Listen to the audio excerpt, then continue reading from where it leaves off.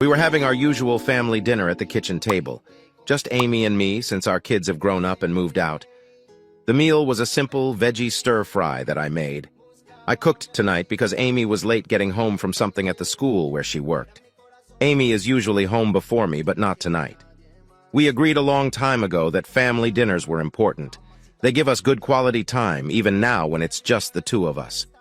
I was about to refill my coffee cup when my 51-year-old wife said something I didn't catch. I was distracted, thinking about a problem at work and not really paying attention. What she said didn't make sense, and I figured I'd misunderstood her. She was looking at me, waiting for my response. "What?" I asked, confused. "I don't understand. You're what?" Amy looked at me with a strange expression. "I've been seeing Cody," she said quickly. "You know, the new gym teacher at school, Cody Bakerfield. You've met him?" "I know who Cody is," I replied, trying to make sense of this. Suddenly, I felt a strange, uneasy feeling in my stomach. "So you're seeing him? What does that mean?" Amy took a deep breath. "We've become friends, Cliff. I've been eating lunch with him, and after school I've been meeting him, going out with him sometimes." "Seeing him? Going out with him?" I scoffed. "Amy, what are you saying? You're having an affair?" I waited, thinking she would deny it, but she watched me closely and said, "Yes."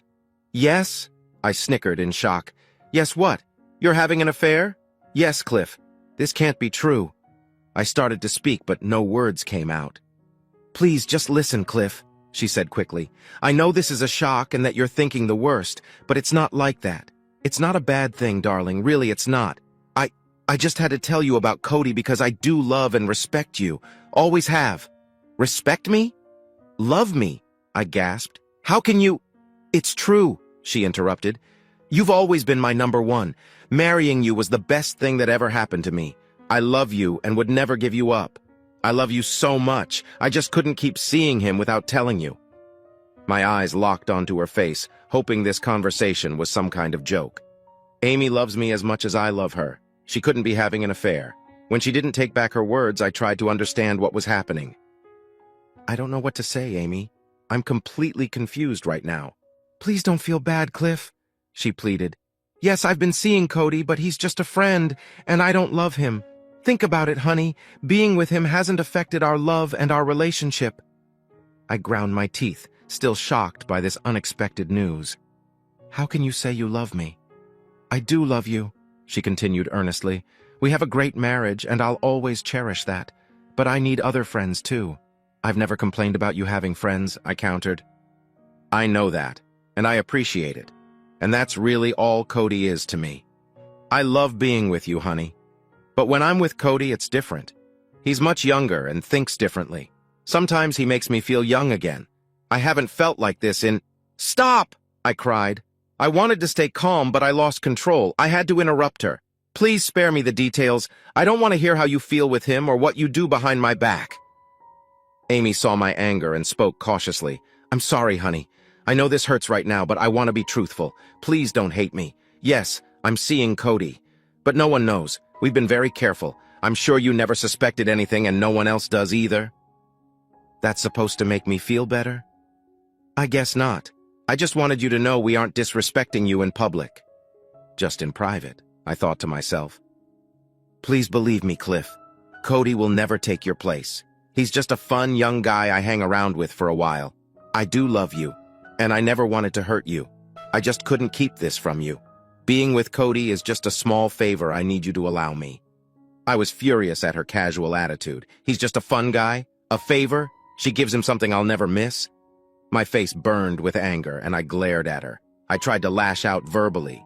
You sorry, selfish, conniving—" I stuttered, furious. Before I could stop myself, I blurted out, "You damn cheating cold-hearted, how could you?" She let me finish my rant and said, "I guess I deserve that." I couldn't take it anymore. I jumped up so fast the chair I was sitting in fell over backward. I turned around and stomped out of the room. My coffee was forgotten. "Where are you going, Cliff?" Amy cried. "Don't go, please."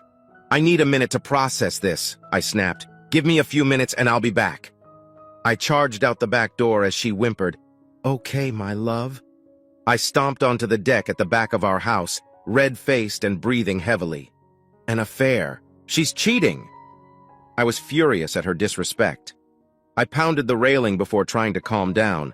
I'm usually pretty even-tempered, rewritten text. But tonight, as my wife talked about her cheating, I was losing control. For years, staying calm and in control of my feelings has been my strength as an accountant. Many times, when talking to a worried client, my calm and patient approach helped them relax and let me solve their money problems. But this was different because it was personal. I couldn't believe my wife. We've been married for over 20 years, and now she says she's having an affair with a younger guy she works with. Yes, I've met him. I thought he was just a friend of hers when we met at a school event some time ago. Amy introduced him as a nice acquaintance, and I foolishly believed her. Now I know better. My mind was filled with troubling thoughts about what she had just told me. I took some deep breaths and tried to calm down. I had to think clearly, and I couldn't do that if I was too emotional. Going back into the kitchen and screaming at her would only turn our talk into a big argument. Yelling at her might make me feel better at first, but it wouldn't help in the long run. Screaming isn't my style anyway. Knowing Amy, yelling would just make her more stubborn. It would give me no information to figure out a way to make her stop. No, I had to use all my skills to handle this. I needed to be like my calm accountant self. I needed details about her affair so I could understand it better. It took another 10 minutes for my heart to stop racing. Once I was breathing normally again, I went back inside the house to face my unfaithful wife. Amy was still at the kitchen table, nervously playing with her coffee cup. She looked up as I entered, worry in her eyes. She waited for me to sit down and began to speak. I raised my hand to stop her. "Let's start over," I said calmly. "I never expected this tonight. I have to say, Amy, I'm shocked and really upset right now." "Oh, Cliff, you don't have to be." I raised my hand again to stop her. "Wait. So what's your plan now? Do you expect me to forgive and forget? Is that it, Amy? You've been seeing a guy at work behind my back and I'm supposed to just forgive you?" "Not exactly," she said, looking uneasy. "I knew you'd be upset. I can't blame you for that. I just wanted you to know what was going on. I didn't want to keep you in the dark." Damn it.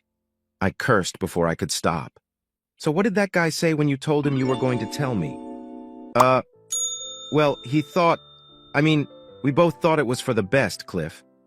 "That's what he said?" "Not exactly. Despite what you think, Cody's not a bad guy. He feels bad about us sneaking around. We both do." "Really?" "Yes. He doesn't want to ruin our marriage, and neither do I." I was about to tell her to end the affair when she hit me with more shocking words. With a determined look, she sighed. "This is so hard, but now that you know what's going on, I want to keep seeing him. Not too often, just now and then, and only after work." I gasped at her boldness and said, "Oh, of course." I was speechless, and maybe she was too. We just sat there looking at each other. The room was incredibly tense before my wife sighed and looked at me with pain in her eyes. "I'm very sorry, honey. I know this is hard for you, but he's really a nice guy. We connected and have a lot of fun together. I admit I like him, but it won't affect us at all." "You've got to be kidding." "No, I'm not. Seeing him won't change anything between us. It hasn't yet, and I'll make sure it won't in the future. You probably don't agree, but he's been a good friend to me. Strange as it sounds, he's even been good for our marriage." "Really? You're insane. Think logically, Cliff. Have you noticed how happy I've been lately? Remember last year when you said I was grumpy? Well, I was. We were arguing, our marriage was tense, and our love life was boring. We were in a rut when I first started seeing him." "What a great story. So he's a marriage counselor too?" She ignored my sarcasm. "Since we became friends, Cody helped me improve my attitude. I appreciate it, and I know you do too. Yes, we're more than just friends now. I don't need to see him often, just occasionally when you're busy. I know we can work this out, Cliff. I love you. I want to grow old with you and be with you forever. You have to know that." I could hardly believe what I was hearing.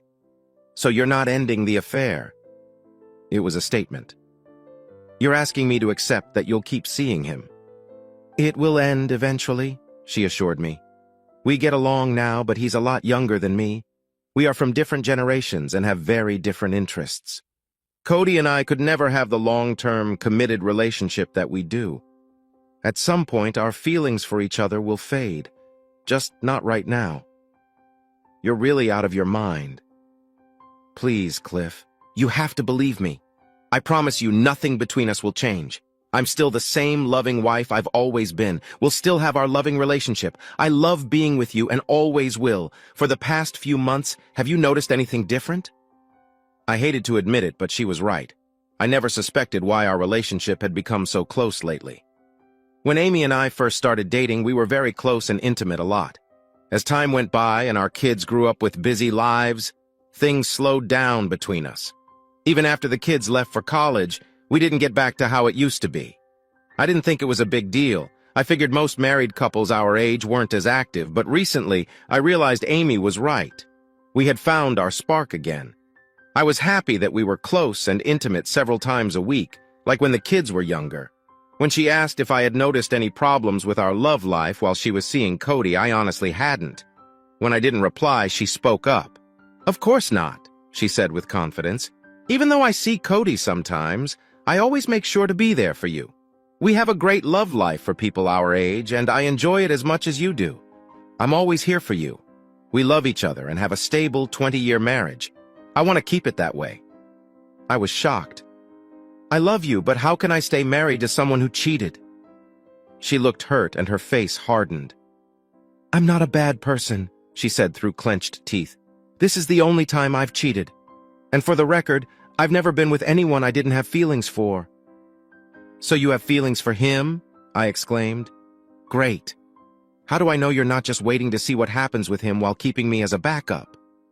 "It's not like that, Cliff," she insisted. "You're my husband and I love you. I'll never leave you.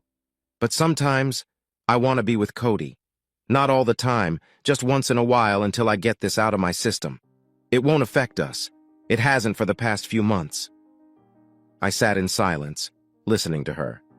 I couldn't believe she thought everything would stay the same. Knowing she cheated changed everything. My mind was full of thoughts about what she did when she wasn't home. After a while, I started listening again as she tried to justify her actions. "It'll be better for us in the long run, Cliff. I've been so much more relaxed and open lately. You must have noticed how better things have been between us. I haven't said no to you once, and I never plan to. I've allowed things you've wanted to do for years. Since being with Cody, I've felt more expressive. You must have noticed. Don't you think that's true, Cliff?" She was right. I had noticed, and it made me angry. Our intimacy used to be pretty simple. We liked a few different things, but kept it mostly basic. We never watched adult films or involved others. I enjoyed looking into her eyes. I wasn't complaining. Amy is a wonderful woman and a giving partner. We both enjoyed our moments together, but I couldn't deny that she had become much more passionate recently. I thought it was because the kids weren't around or some hormonal change. Maybe I'd gotten better. Now I realized it was her time with that younger guy that was affecting her. It was sad to think she believed the truth would make me happy when it really upset me. I always felt lucky to marry her. When we met, Amy was a beautiful and intelligent woman, 4 years older with 2 young kids. It was her second marriage and my first. We got along great from the beginning. My coworkers used to tease me about having an older wife. But I loved her and her kids, never worried they weren't mine. Her first husband left her soon after their second child was born. When we married, I adopted them and raised them as my own. I'm proud of both of them. Now, after 20 years of marriage, she dropped this bomb on me. "Say something, Cliff," she said, studying my face. "I know you're upset and might feel hurt. I don't want you to be. I want to help. I know you still care for me. Let me help you feel better. You'll always be my number one." She got up and came toward me, moving in a way that usually excited me. "Please, don't worry. I'm here for you. Let me know how I can help you." When she tried to sit on my lap, I pushed her away. She looked hurt, but didn't argue. Suddenly, I got up and ran out. She was caught by surprise and barely had time to say, "Wait!" before I was out the door and in the car. As I drove away, I saw her standing in the doorway with her hands over her face. I had to leave before I did something I'd regret. 10 minutes passed before I realized I was just driving in circles. I thought about the usual bitter spouse move, going to a bar and drinking a lot. There was a small local bar nearby, so I parked, went in, and sat down. I ordered a beer, and the bartender could tell I was upset. "Having troubles?" he asked. He was a heavy guy with a beard. He seemed kind, so I blurted out what had just happened with my wife. "That's not good," he said. But I've heard this story many times. What do those other guys do to fix it? I asked. Different things. Some go crazy, fight the other guy, and end up in jail. Others leave the cheating wife and move on. What are you thinking of doing? I don't know. She just told me tonight. I'm still in shock. That's normal, he replied. He wiped the bar with a towel and added, It's none of my business, but if it were me, I'd want to know how it all started. How will that help? You said you're an accountant, right? You need information to solve problems? Yeah, I remembered telling him that. My opinion is that you need to see how she got involved with that guy, how he convinced her to cheat. It might help you feel better to know that it wasn't your fault. It was on her. That idea clicked for me. He was right. I couldn't just run away from this. I had too much time and emotion invested in our marriage. Maybe if I knew how it started, I could figure out what to do next. It would be hard, but I needed to know. You're right, I told the guy. I left a $20 bill on the bar and walked out the door. The bartender called out, You left a 20, buddy. Keep the change, I said. It was worth it. Thanks. I drove back home with a plan. That guy didn't even know me, but he gave me good advice. When I walked in the door, Amy was on her cell phone. She looked surprised to see me and whispered into her phone, I have to go. No, I can't. He's back. Bye. Her tense look made me guess she was talking to her boyfriend. It upset me, but I stayed calm. I had to follow the bartender's advice. I sat back down. My coffee cup was still there. Amy sat across from me, looking serious. Cliff, she began, but I cut her off. Wait, let me speak. I need to know how your affair started. Maybe it will help me deal with it. With a serious look, I asked her, How long, Amy? How long have you been breaking our vows? Amy sighed and got to the point. Not too long, she admitted. We've been friends for a while. It didn't get physical until a few months ago. I stayed quiet, so she kept talking. It started innocently. You know, Cody and I work at the same school. We met last year when he was hired. Soon after, he started joining me and a few friends at our lunch table. It wasn't unusual for Cody to join us. Not every day, just now and then. I'd see him occasionally at lunch. The other teachers I eat with are all women. Most are married. Cody is one of the few male teachers, young, single, and good-looking. Everyone enjoyed his company, including me. There was no flirting, just friendly talk. It was around that time some teachers, including Heidi and me, discussed joining an exercise class. We've been complaining for years about being out of shape. We thought about joining a gym but never did because it's expensive. I would have paid for a membership, I said honestly. I know you would have, sweetheart. But with 2 kids in college and a house payment, we're always tight with money. I didn't want to add a gym membership cost. It was just casual talk among friends, not serious. Cody overheard us in the lunchroom. He suggested using the school gym and offered to be our trainer. Everyone thought it was a great idea. You were busy with a big project then. I had free time after school, usually spent on grading papers and planning lessons.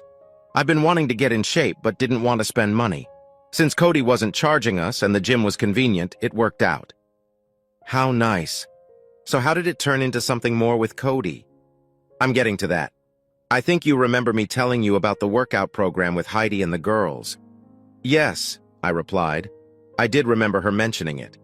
She was right. I was busy then because we were trying to land an important client at work. I got home late many nights, so it was nice that Amy had something to keep her busy until I came back for dinner. She seemed happier back then.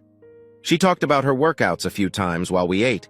She was really excited about getting fit. I noticed she looked thinner, even though she wasn't heavy before. Amy has always been slim. She never had problems with her weight. Her hips are small, her waist is thin, and she has a trim figure. Her legs, which always looked good, started to look more toned after she began exercising. She has a slight tummy, common for moms like her, but it never bothered me. As I thought about those times, Amy kept talking. At first, it was just us girls working out, and Cody too. We used the school's gym after classes. Cody was our unpaid teacher. He led a fun exercise class for us teachers. It was a good way to relax after a long day with students. I liked it a lot. But after a while, the other girls stopped coming. They said they were too busy. After 3 months, it was just Heidi, Cody, and me. 2 weeks later, Heidi quit too. So it was just you and Cody, I said, trying to stay calm. Yes. I asked Cody if we should stop since no one else was coming. Cody said he was sad to hear that. He said he enjoyed our class and liked spending time with me. He wanted to keep going. I wasn't sure about it. I told Cody I was worried about people talking. Spending time alone with a single guy like him didn't look good. He laughed and said I was too hard on myself. He said, even with our age difference, he found me attractive and liked being with me. He was happy to be friends with me. I was surprised. I didn't know he felt that way.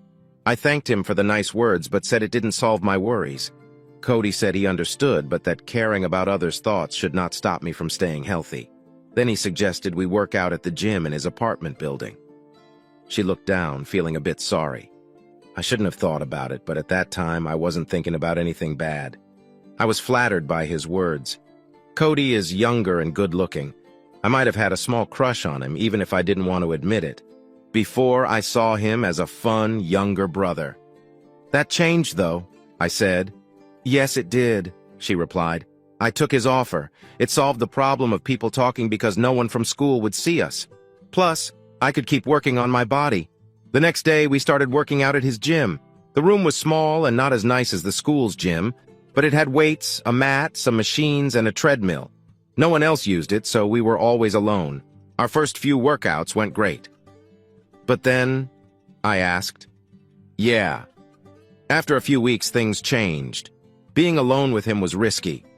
But I loved you, and I thought I could handle it. We never planned to do anything wrong. Cody was fun and friendly. He was also good-looking and in shape. I couldn't help but notice his strong body. By our third session, I had to focus hard on working out and not think about him. He was always helpful and friendly. We enjoyed working out together. And then? I asked, growing impatient. She looked at me, hoping for understanding. We didn't plan for anything to happen. I didn't. We were just friends working out and having lunch sometimes. No one knew about our private workouts. Everyone thought we stopped because the others quit.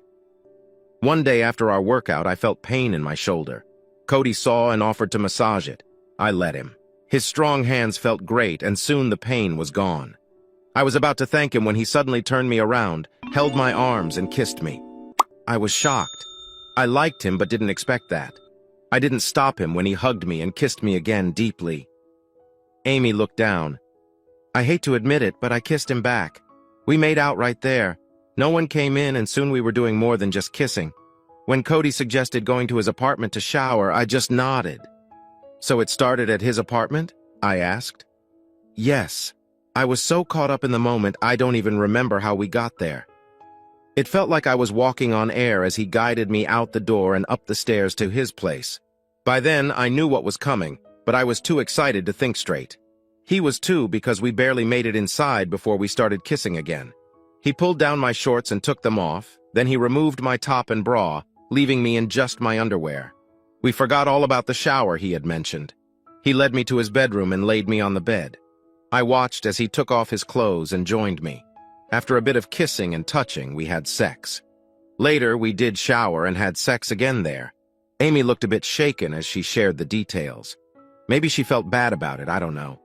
With a red face, she told me, "When I finally noticed the time, it was late, and I rushed to leave. I knew you'd be late, but I was desperate to get home before you." It was the first time since we got married that I had been with another man. The whole thing felt unreal. I couldn't believe what just happened. I was still dizzy while driving home. I don't know how I managed to avoid an accident. So, you came home to me after being with him, and I never knew a thing. I guess that's true. I got home half an hour before you, which gave me time to shower and clean up so you wouldn't know. I dressed quickly and made a quick meal for us. When you got home, I lied and told you I wasn't feeling well and went straight to bed after a short dinner. You were so sweet, asking if there was anything I needed to feel better. I already felt so guilty and weak. Your concern only made me feel worse. But not bad enough to stop seeing him? No, you're right. The next day at school, I didn't even want to see Cody or talk to him. He had to find me and make me go to lunch with him to clear the air. He saw that I was upset and didn't want me to feel bad. He said he liked me a lot and that it was a wonderful experience. If I didn't want to see him again, he would understand, but he'd always treasure the memory. His kind words finally made me feel better. He acted like what we did was no big deal and teased me for worrying so much. The longer we talked, the more I relaxed and thought about what he said. By the end of lunch, I was laughing at his jokes and teasing him back. During lunch, he made it clear he'd like to see me again, but wasn't pushing me. Whether he was just playing me or not, the lack of pressure made me feel even more attracted to him. He was handsome and a good lover, and I had to admit I enjoyed the sex. I began to wonder what it would be like the next time we were together. After that day, we didn't have lunch together as often. Being with him in public too much would have drawn attention. But we kept meeting at his place after school a few days a week. There were no more workouts, just sex. I knew it was wrong, but I didn't stop. Once I decided to cheat, I found myself enjoying being with him even more. I felt a bit nervous about risking our marriage, but I made sure you didn't notice anything different about me. I guess I was successful. She let out a deep breath, as if telling me this story was a big weight off her shoulders. So, where do we go from here? I asked. You just admitted to lying and cheating on me for months. How do you think I feel? My wife has been with some young guy not much older than our kids, and I never knew a thing. Do you expect me to congratulate you for being so sneaky? No, not at all, Cliff, she said, reaching across the table to hold my hand. I tensed up but didn't pull away. No matter how upset I was, I still loved her. Please understand, I'm very ashamed for deceiving you, she said. I hate that I let you down. I know you never found out about Cody because we were very careful. I didn't want you to know about us. I was so ashamed of what I was doing and was always nervous you'd suspect something. The first few times I came home after meeting him, I felt terrible and swore it would never happen again. Cody was very supportive. He never pressured me to continue. He left it up to me. He was happy just to see me occasionally. We both agreed we didn't want to ruin my marriage. I guess that changed. She held my hand tighter and looked at me closely to see how I was feeling. No matter what I did, I know I love you. Cody's a good guy, and he'll be a great catch for someone someday, but he can never take your place. I told him all the time that we'd never be more than friends with benefits, and he agreed with that. He said he liked me a lot but felt the same way. As long as we didn't raise any suspicions at school, I thought we could continue seeing each other and no one would know. Completely avoiding him would have raised questions I didn't want to answer. So we still had lunch sometimes to look normal. But we never let on that we were more than friends. Heidi and other teachers even joined us for lunch sometimes. I know they never suspected anything. I'm sure you were one clever cheater, I said, losing my cool for a moment. Amy gave me a sad look and nodded. Yeah, I was clever, all right. On the surface, I was a faithful wife with a good teaching job, lots of friends, and a nice marriage. Inside, I felt like a liar. The problem was I couldn't escape from my own guilt. I always thought of myself as an honest person and a good wife. My bad behavior went against that image. Deep down, I began to hate myself for deceiving you. Our marriage means a lot to me and has always been the most important part of my life. What I had with Cody was just a short-term thing. I do care about him, but my feelings for him are nothing compared to what I feel for you. I started to feel guilty to the point where I was unhappy with my life. I didn't like the person I was becoming. The solution is simple. Just stop cheating. Yes, that's probably true, but I'm not sure I can do that right now, Amy confessed honestly. I'd like to think that I could just leave Cody and everything between us would go back to normal, Cliff, but honestly, I doubt that. Why? I responded sharply, no longer able to stay calm. You say we're happy together. We've raised 2 amazing kids and gone through the toughest parts of marriage. We both have good jobs and have built a life together. With Martha and Robbie at college, we now have a chance to enjoy our time together like never before. If you love me as you say, coming back to be my loyal wife and leaving that guy should be no problem. She sighed deeply and looked at me with concern. It might have been easy at first, but now I'm not so sure. Of course, I love you like no one else, Cliff. But for the past few months, I've seen a different side of life and learned a lot about myself and my needs. I'm not sure I can just go back to the way I was, even if I want to. I've tried to be the same loving wife to you that I've always been, but being with Cody has opened my eyes to other possibilities. I pulled my hand away from hers in anger. I tried to stay calm, but couldn't. Other possibilities, huh? I spat out. You can't stop seeing him, is that it? You married me and I supported you and our kids all these years. But now some young guy comes along and I'm not good enough anymore. No, don't think that, she said firmly. I've always said you're the best husband and father I could have asked for. But after many years of marriage, I've changed. We both have. We're not the same as when we first got married. It's not a bad thing. It's just natural for two people who have been together for so long. I stared at her, speechless, trying to stay in control. Since I wasn't speaking, Amy continued, I don't want to hurt you, Cliff. I really don't. I know it might not seem like it now, but it's true. We're going to stay together and nothing will change between us. I'll make sure of that. I feel bad about your feelings, but I'm not unhappy with my life right now. I have a wonderful husband and two wonderful kids who love and respect you. I just have a friend that I see sometimes for fun and excitement. A nice young guy who makes me feel things I haven't felt in years. I hope you can understand and love me enough to allow me this freedom. How could you? I whispered, barely audible. If she heard me, she didn't show it and kept talking. It's not a bad thing, Cliff. Just remember, I'm always here for you. You can always count on me. But I'd like things to stay the same for a bit longer. Not forever. Just until I figure things out. Then I'll end it with Cody and be yours alone again. That's what I want for us. Just give me some time. I hope you can appreciate my honesty. I don't want any more secrets. If you let me have this, I promise I'll make it up to you. You'll never want for anything, darling. I'll always be a good wife. No one will know about the little bit of time I spend away from you. Just support me in this one thing, and I'll reward you for the rest of your life. This conversation was getting worse by the minute. At first, I was blindsided by her confession. We started our usual dinner chat, and I was feeling good about our marriage. In just a few minutes, I went from happy husband to deeply hurt. My once loving wife now had a young lover. It took me a few minutes to gather my thoughts. This was a lot to handle.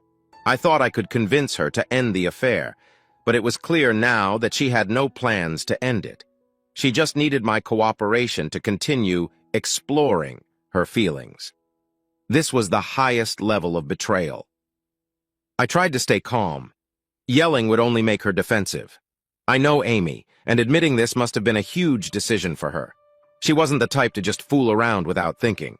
I wouldn't have married her if I thought she could do that. I had to believe she had been planning this talk for a while, and she's probably talked about it with her lover. He might have suggested it to her to ease her worries and make her more available to him. He's one smooth operator. If I acted like the jealous, hurt husband, it would only push her closer to him. I had to stay calm and not lose my mind. It all sounds perfect for you, Amy, I said.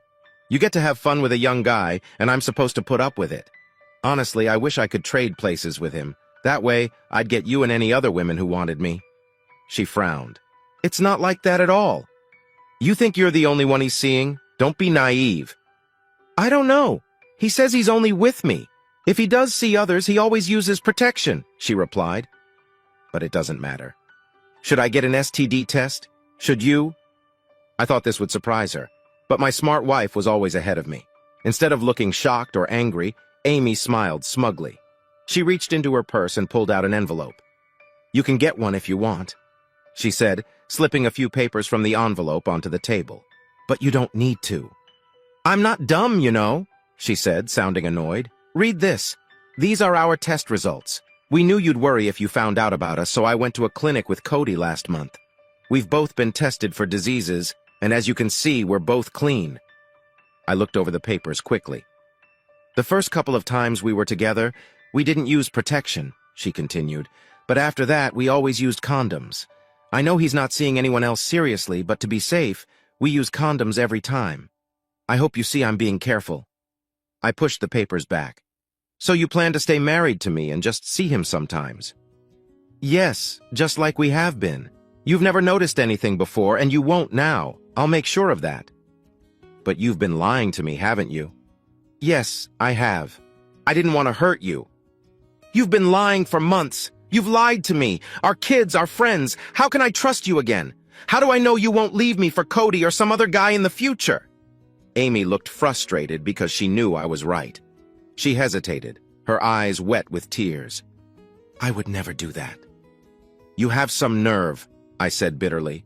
Acting all high and mighty, you even got a blood test with him. Why shouldn't I just leave you? I don't want a cheating wife. I should just divorce you. If I thought my harsh words would hurt her, I was wrong.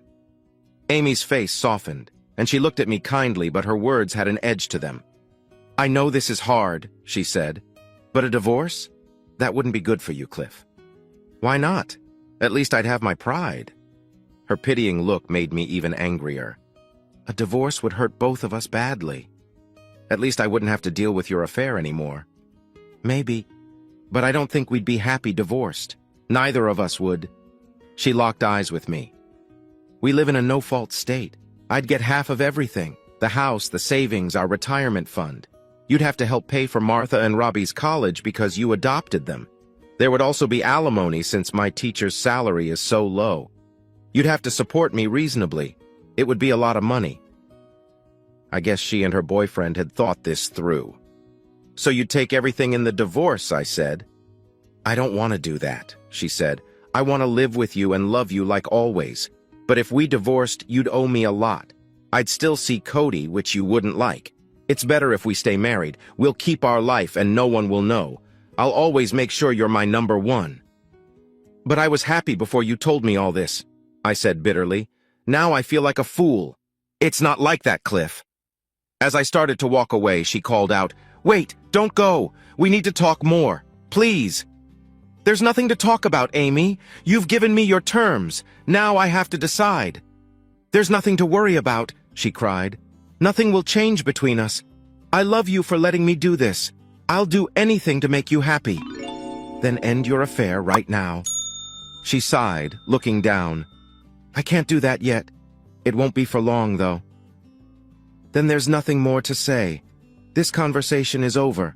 I've heard enough. You told me how you feel, and nothing I say will change your mind. At the same time, I'll never believe anything you say again. It's pointless talking to a liar and a cheat. I felt like I couldn't breathe and needed to leave to clear my mind. Behind me, I heard her say, Wait, Cliff, please don't hate me. I love you so much. I went into the den and turned on the TV. I didn't care what was on. I was still in a fog from the hard talk we had. I thought about going to a hotel and staying there without telling her. I was so angry I wanted to make her feel the way she made me feel. But I knew leaving home and getting drunk wasn't my way. I guess I'm too sensible or dull to do anything crazy. I was numb and tired. It felt like a bad dream. How could she do this to me? Did she really think I could share her with some smooth-talking guy from her school? I never thought I was that bad in bed. I knew I wasn't ugly, and Amy never complained. In fact, she told me many times that she loved our time in bed. Now that she's been with someone else, was she so unhappy with me that she needed to be with another guy? Sadly, I guess the answer is yes. I watched TV for another hour or so. There was a game on, but I couldn't tell you anything about it. I heard my wife leave the kitchen at some point. The sliding glass doors opened and closed when she went out onto the back deck. I guess she was calling someone and needed privacy. Probably her new boyfriend to let him know how our conversation went. She came in quite a while later and entered the den. I was on the recliner, so she couldn't sit next to me. She did move close and watched me for a while. Are you all right, Cliff? She asked sweetly. I know this was a lot to take in, honey, and I want to help you. I glanced over and saw her give me a strange smile. Do you want to talk some more? Or should we go to bed? She asked. You know I'll do anything to make you feel better. I really want to. I was disgusted. Offering me comfort was her way of fixing things? I ignored her offer and went upstairs to bed. I was furious with my wife and thought about sleeping in the guest room. But I decided she was the one at fault, so why should I leave my room? I undressed quickly and jumped into bed. A few minutes later, Amy entered the room. She saw I was already under the covers, so she went to our private bathroom and changed into a nightgown she knew I liked. She turned off the light, slid under the covers without a word, and began moving toward me. I now knew she was a cheater and had no intention of letting her touch me. I turned on my side away from her, hoping she'd get the message. Instead, she moved closer, trying to spoon me and touch me. I pushed her hand away. Do you want to fool around, honey? She whispered softly. I know you're upset with me right now, but I'm serious about helping you and giving you everything you want. I'm still your loving wife. Would you make love to me? I'd really appreciate it. I bit my lip to keep control. Unfortunately, I couldn't help reacting to her warm skin and those soft boobs touching my back. I could feel her nipples and smell her scent. For years, she was my only lover. She always turned me on. Tonight was no different. Please, Cliff. I'll make it good, honey. Without moving, I pulled her hand off me and said, "Not tonight." "But honey, I know you're upset. I just wanted to—" I flipped over and glared at her. She was startled by my angry look and moved back from me. Even in the dark, I knew she could sense my anger. "Of course I'm upset, damn it," I spat out. "I just found out I've been a fool for months. If you need this so bad, go call Cody. I'm sure your young guy can take care of what you need." Amy was shocked. I don't think she expected me to turn her down like this. I stared at her for a few moments, then rolled over to face the wall. Amy didn't say anything, and she didn't bother me anymore. I had a hard time falling asleep, and I know she did too. The next morning I woke up before the alarm. I barely slept and was still very upset from our talk last night. Amy was in bed, but she wasn't sleeping. I took a quick shower, and when I came out, she was already gone from the bedroom. Amy had to be at the school an hour before I did. I usually got up early. Even though I didn't have to go in early, I was often up before her and sometimes even made breakfast. Not anymore. That was before I knew she was seeing that guy. I got dressed and cleaned up quickly. When I left the room, I saw her downstairs making breakfast for a change. "Good morning, Cliff," she called out sweetly. "There's bacon and eggs for you and some toast. Do you want some coffee, dear?" I ignored her greeting and her offers. I didn't even look her way and just walked out of the house. "Cliff, wait, please," I heard her call out as I slammed the door, got in my car, and drove off down the street. I admit I shed some tears on the way to work. I just couldn't understand how she could disrespect me and our marriage like this. I loved her so much.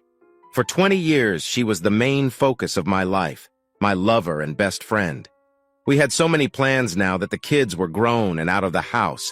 This was supposed to be our time to enjoy together. Now everything was messed up. At work, I tried to forget about my problems, but I kept thinking about her and that young guy and couldn't focus. Throughout the day, I got several calls from Amy. I didn't answer, and her messages went to voicemail. I didn't bother listening to them and just deleted them. She sent me a few cute texts.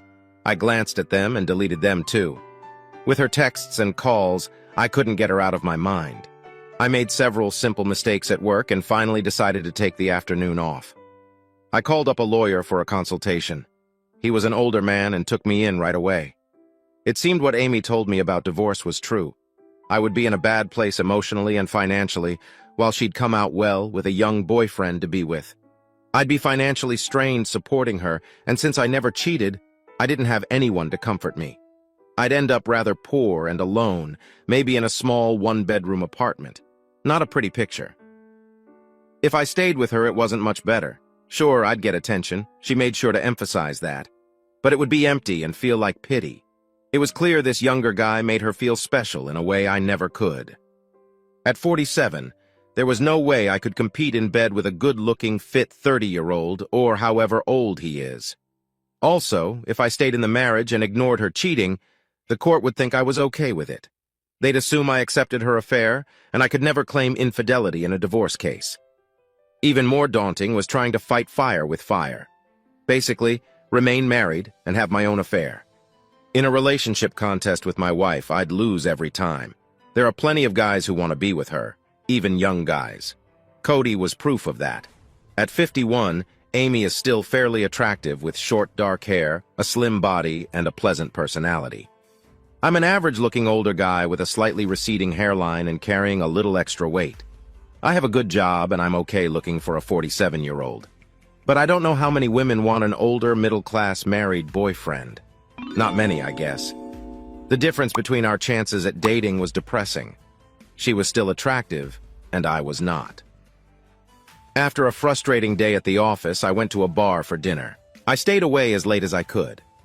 Unfortunately, I never got into the bar scene, and it was boring being by myself. I wanted to be home with my wife, sipping a beer and relaxing by the TV. Not drowning my sorrows alone in a bar, drinking alcohol surrounded by a bunch of lonely guys like me. When I got home, Amy was already in bed. It wasn't that late, but I guess she just gave up on me coming home. Not that I cared. The next day was Saturday, which had always been our date night. Friday night was for relaxing after a long week and staying in. Saturday was for doing chores, and in the evening, enjoying a nice date with my wife. Unlike every other Saturday night since we married, I had no desire to be out with her. I woke up early after another bad night's sleep. I left the house at dawn and went to Denny's for breakfast. I drove around and did some window shopping, basically wasting as much time as I could. Then I went back home, wondering if my unfaithful wife was there or out with that young guy at his apartment. It turned out she was home. She must have heard my car pull up because when I got to the door, she opened it and welcomed me with a smile. When she tried to kiss me, I turned my head so she hit my cheek. She looked surprised when I pulled away from her hug and walked past her. "Welcome home, Cliff. I love you." "Yeah, right," I muttered, walking away. I went into the den and sat down at my desk that I use for working at home sometimes. She followed me. "I'll have lunch ready in a few minutes, Cliff. Would you like a beer while you wait?" "No." I made myself look busy as I started checking something on the computer. I didn't hear her leave and knew she was still standing behind me. "I know you're upset, Cliff, and I'm really sorry." I didn't respond. "I knew you'd be angry with me, but I had to tell you. I didn't want any secrets between us anymore. I guess I didn't explain it very well. We need to talk more after lunch. I really do love you, honey." I didn't turn around. Her words made me so angry. Talk about what? Her plan to cheat on me with that jerk? I couldn't even think about it, so anything I said would hurt her. After a moment, she walked away, mumbling to herself. As she finished making lunch, I thought about my situation. I wanted to leave her and get a divorce, but I knew that would mess things up for me and give her an advantage. I needed a plan to keep my dignity and show her things were not okay. When she called me for lunch instead of staying mad, I decided to do something unexpected. "I'll be right there," I called back. It took a moment to calm down and push my anger away. I walked into the kitchen with a blank look. Amy had set the table and served the food. She probably thought I'd be upset, so I surprised her. "This looks good," I said as I sat down. "You made tuna casserole. It looks delicious." We both knew it was one of my favorites. She had clearly taken time to make it to please me. "It's all for you, Cliff. I hope you like it." "It looks great. Can we say grace before we eat?" Amy's smile faded a bit. We hadn't prayed in years. "Of course. I mean, if you want." I closed my eyes and said a short prayer, thanking God for the food, our home, and for giving us each other. When I opened my eyes, Amy looked a bit shaken. I finished with a heartfelt "Amen," and then said, "Let's eat." For the next 20 minutes, I ate the tasty food. I forced myself to be nice and kept the talk light and friendly. There were a few awkward moments when she doubted my attitude. But soon, Amy started to open up and join in the conversation. By the end of the meal, she seemed to believe I was putting our problem aside, at least for now. We talked about the weather, plans for the weekend, and any other simple topics I could think of. She must have been surprised that I was getting along with her. After days of silence, this must have been a relief. I was still angry, of course, but I hid it well. After lunch, I helped her clean up. She seemed happy. She asked if I wanted to go out tonight, as we usually did. I told her no. I just wanted a quiet night at home, and she seemed fine with that. While we cleaned up, Amy accidentally bumped into me a few times. When I didn't complain, she began to touch my arm. When she tried to hug me, I let her. But I didn't show affection back. It was just a normal lunch, like with any roommate. After lunch, Amy found me working in the yard. She called me in for a break, but I said I wanted to finish my work. She seemed disappointed, but didn't argue. Later, she came outside and said she was going out for a while to shop and run errands. She said she wouldn't be long. In the past, I would have wished her a safe trip and gone back to work. Not now. For the first time, I didn't believe her. I had an idea. "Give me a few minutes and I'll go with you," I suggested, trying to act casual. "We can go together. I need to get some things too." "Oh," she said, looking surprised. "Are you sure? I won't be long, just a quick trip." "No, it's no trouble. I'll be ready in 10 minutes. I started up the stairs and noticed her moving into the kitchen. I waited as she made a call, whispering into her phone. "I can't. Not now," I heard her say. "No, he wants to come with me. You're probably right." "I can't. I haven't asked him yet. He's acting weird since I told him." "I know. Don't say that. Maybe tomorrow, okay?" Then she giggled. I knew she was talking to him. I guess I ruined their plans for the day. Tough luck. After we got home from shopping, Amy seemed thoughtful. I could see she was distracted but not upset. I just let her dream about her boyfriend without showing my anger. When we put away the groceries, Amy asked, "You want to go out tonight, Cliff? There's a nightclub some of the girls told me about. They say it's nice, with good food and a live band. You feel like taking me dancing?" She smiled in a way that used to melt my heart. Tonight, I just shook my head. "No." She looked a bit shocked at my blunt answer. "Why not, honey?" she asked with a pout. "You know I love dancing, and we haven't gone out in a while. Last time we went out, you said I couldn't dance. Remember? That was a while ago, and I was just kidding. If you were kidding, why did you dance with all those other guys and leave me sitting alone?" I don't remember that," she mumbled. "And 2 weeks ago you went out with your friends," I reminded her. "You said it was a girls' night, but now I know you were with Cody. Was that just an excuse to see him?" Amy's smile disappeared. "No, Cliff, that's not true," she stammered. I didn't. It was... Come on, Amy. You said no more secrets, right?" I laughed. She was clearly lying, and we both knew it. "We know you've been sneaking around for months, hiding your affair from your clueless old husband. That guilty look on your face says it all. He was your date that night, wasn't he? I bet he took you dancing, right?" Amy just stared at me. She looked pale and unsure, struggling to respond. "So why would you want to go out with someone like me who can't even dance when you could be with him? You'd just compare me to him all night. Since he's young and charming, your boring old husband would lose out in comparison." "Oh, honey, that's not... No, Cliff, I wouldn't do that." "Sure you would. You've been doing it for months." I could almost see her thoughts racing. I had just made a wild guess, but it seemed I was right. Should she continue lying or come clean? She couldn't decide and just sighed in frustration. She turned and went upstairs to the bedroom. I went into the den to keep away from her for a while. Later, when I came out, I found her in the kitchen. I went in to get a beer, then moved to the living room and turned on the TV. She showed up a few minutes later with a glass of wine. "Mind if I join you?" Amy asked pleasantly. I noticed she had changed clothes. She was now wearing a thin tank top and tight short shorts. I could smell her spicy perfume. "Suit yourself." I was sitting on the sofa and moved aside to give her space. She sat right next to me. During the TV show, Amy grew more affectionate. She must have finally noticed that while I was polite, I wasn't being romantic. When I didn't make a move to touch her, she leaned closer, until her leg pressed against mine. I knew the wine had her a bit lightheaded. She wasn't drunk. When she moved her head close to my neck, I said, "I need to use the bathroom, Amy." I gently moved her back, got up, and walked away. As I left, I saw her look at me strangely because I almost never ignored her advances. I finished up in the bathroom, but instead of going back to the living room, I went into the kitchen. "Want more wine, Amy?" "No more. Not now." "Okay." "Are you coming back?" she asked. "This show is getting good. Not right now."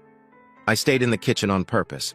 When I thought enough time had passed, I left with a beer and went straight into the den, shutting the door behind me. As expected, Amy opened the door a few minutes later. "What are you doing?" she asked with a smile. "Just catching up on some stuff. You don't want to watch the show?" "Better not." "Oh, okay." She stood there as I focused on the computer. When I didn't look at her, I could sense her frustration. After such a nice dinner, I'm sure she hoped we'd connect. A minute later, I felt her hands on my shoulders. "What are you looking at now?" she asked, glancing at the screen. I had pulled up some work documents. I knew she wouldn't understand what it was. "I got busy on Friday and didn't finish this," I told her. "I didn't think you'd mind if I missed the show." "Oh, of course not." I shivered when she began rubbing my neck. She knew I liked it, and she made the massage as nice as she could. Her hands moved around my neck, gently scratching my head. I could smell the alcohol on her breath when she kissed my head. I just ignored her. It took 10 more minutes for her to get the hint that I wasn't interested. Finally, she walked away and went back to the living room. "Could you shut the door, please?" "Okay," she said, pulling it closed behind her. I breathed a sigh of relief. After being my partner for so long, Amy could still tempt me a lot. Everything she was doing was meant to draw me in, and it was working, but I was determined to stay distant. I had no intention of sharing her with another guy. It took me 3 hours to finish my work. When I went upstairs to bed, I found her asleep. She was wearing a very revealing nightie with matching panties. I guess she wanted to seduce me.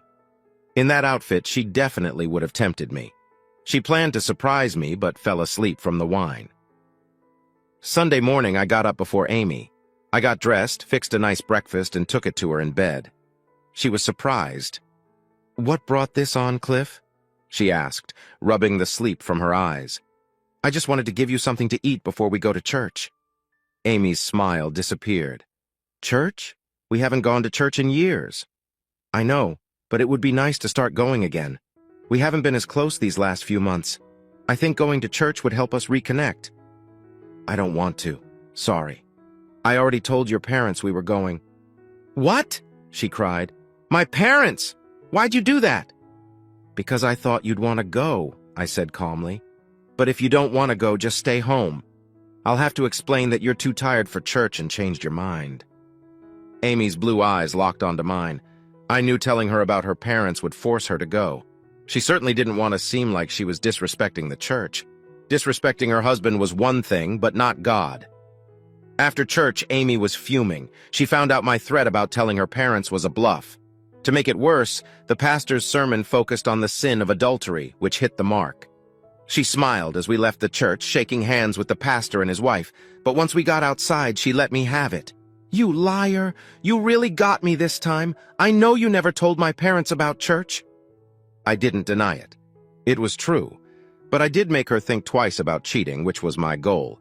She tried to start an argument with me the rest of the day, maybe to have an excuse to leave the house. I didn't react. I kept smiling, saying church was good for her, while she yelled back that I was a liar trying to control her.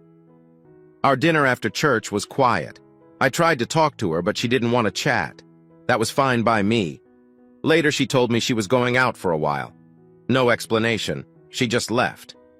While she was getting ready, I took her cell phone from her purse. I looked through her messages and saw she had been texting her sister, who knew nothing about church.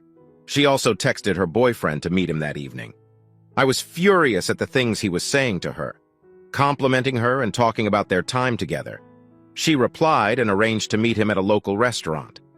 Using her phone, I texted him that she would be late, around 10 o'clock, knowing he'd have work early the next day and it would be inconvenient for him. I removed the battery from her phone, put tape over the contacts, and put it back in. Then I went to her car and disconnected one of the battery wires. Now she had no phone and no car. Since we didn't have a home phone, only our cell phones, there was no way for her to cancel her date. I just sat in the living room watching TV, waiting for things to get interesting. Amy came downstairs dressed casually but nicely. Not revealing, but the tight sweater and jeans fit her well. She still looked mad as she walked past me to her car. "I'll be back later," she said abruptly. "Where are you going, dear?" "Nowhere you'd care about," she snapped. "Okay, have fun." Less than 5 minutes later, she was back. "Cliff, my car won't start," she said, clearly upset. "Can you check it?"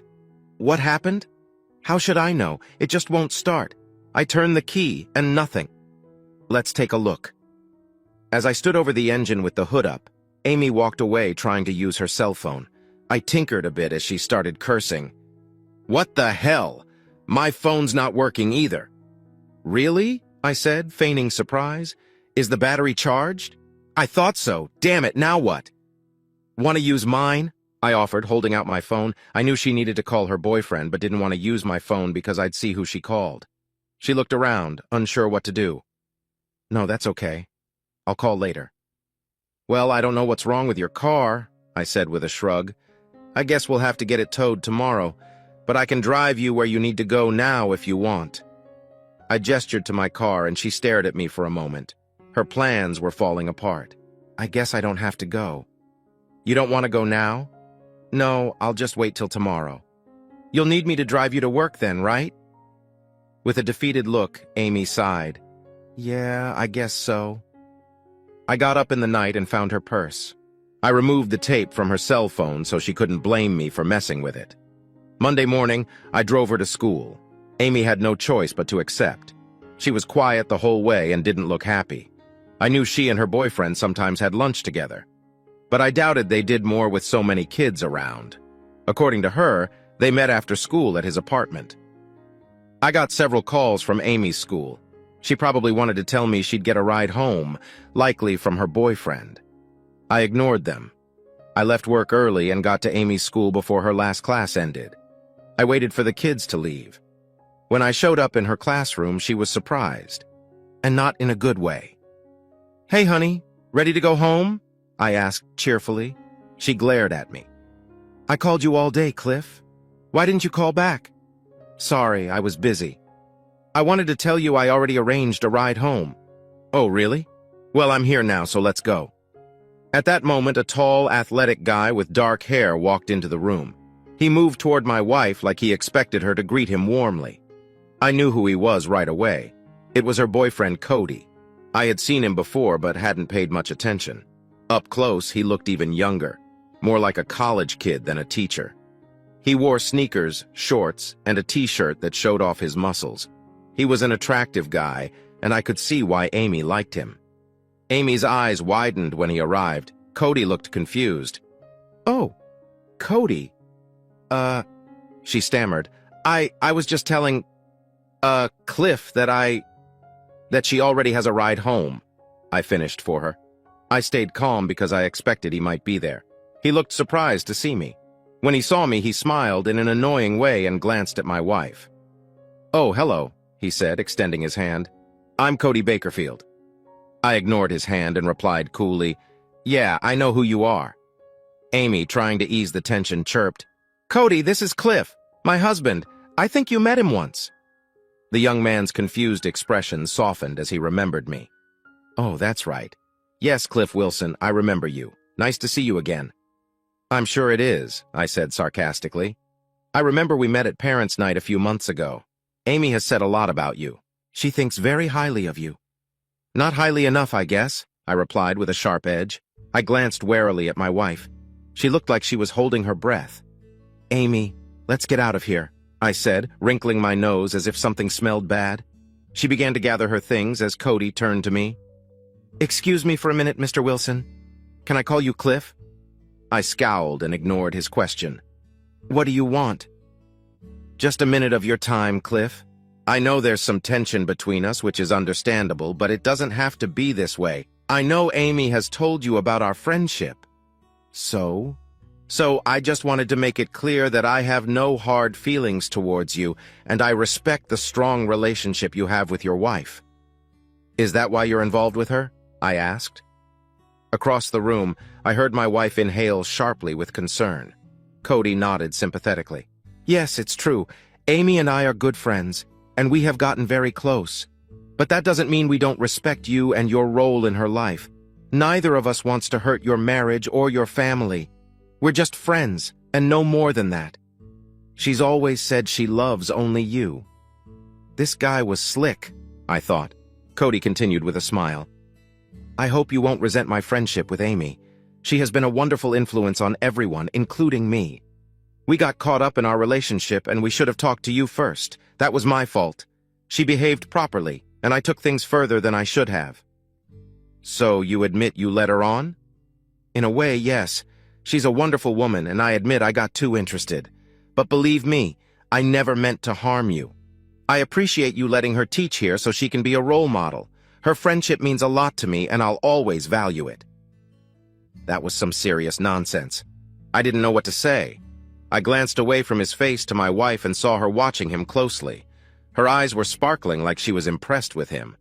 "So if I asked you to stop seeing her, what would you say?" He shrugged and said, "I understand your concerns. I'd feel the same way. But ending our friendship is up to her. Amy is very intelligent and passionate. If she doesn't want to see me again, I'll respect that.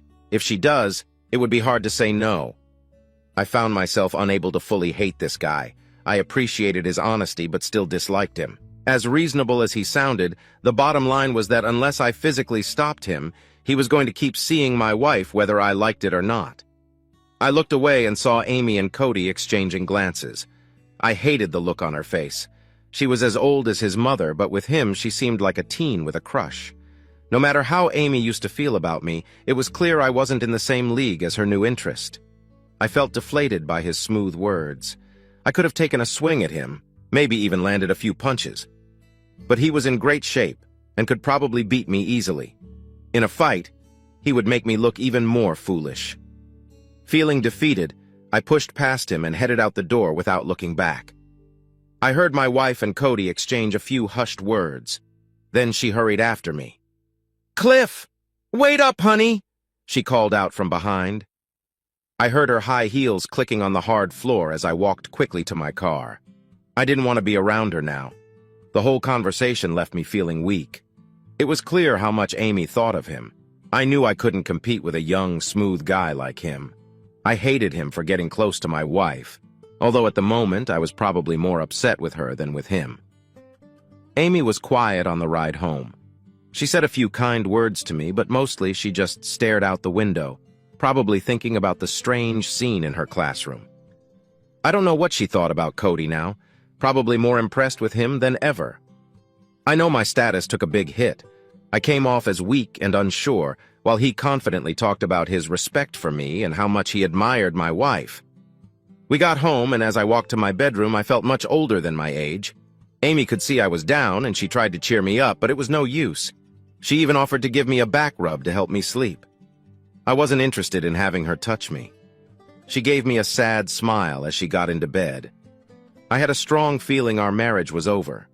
Whether she wanted to keep me or not, I knew who she really wanted to be with. There was nothing she could say to ease the deep pain in my heart. The next night, I moved my clothes to the guest room. Amy was very upset and begged me to stay. She argued that I was her husband and should be next to her. She even offered to do whatever I wanted if I stayed. I ignored her, and soon I was sleeping in the small bed in the guest room. Amy went to bed that night in tears. The week went by quickly. Amy and I woke up, went to work, came home, ate dinner, and went to bed.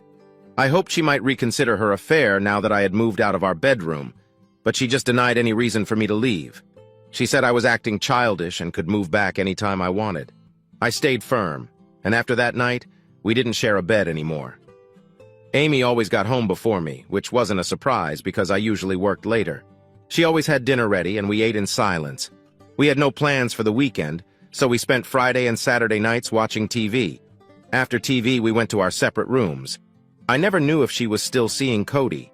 She didn't tell me either way, but I suspected she was. Even if I got home on time, she had time to meet him after school. Their school wasn't far from his place, so they could easily meet up. Amy tried to keep her affair secret, but I wasn't naive. I saw her happy face after spending time with Cody. He was likely getting more attention from her than I ever did. I had some free time the next week and went to see my lawyer. I told him we were sleeping apart now, and he said that was probably best. He asked if I wanted to divorce her, but I said not yet. I didn't mention that I was trying to move some money around, perhaps to hide it from Amy's lawyer. No matter what, she'd have Cody to cheer her up. He then asked if I wanted a separation agreement. It wouldn't lead to divorce, but would separate our finances and show I didn't accept Amy's cheating. I liked that idea and told him to go ahead. While waiting for the document, I tried to keep home life normal. Amy and I spent evenings together, eating, cleaning up, and sometimes watching a movie. On weekends, I cut the grass, weeded the garden, washed the cars, and kept busy to avoid thinking about our broken marriage. She cleaned the house and did her chores too. Amy knew I was sad. She stayed friendly and let me know she wanted to restart our love life. In the evening, she would wear something nice and ask if I needed her help, giving me hopeful looks. We tried to keep our talks light and casual. I never knew when she saw Cody, and she tried not to make me suspect anything to avoid upsetting me. I was grateful for that. Some cheating wives flaunt their lovers to hurt their husbands, but Amy never did that to me. Knowing she was still having an affair weighed on my mind. Sometimes I'd see her in revealing clothes, and it made me think of Cody enjoying her body. She was in her 50s and looked her age, but I still found her body attractive.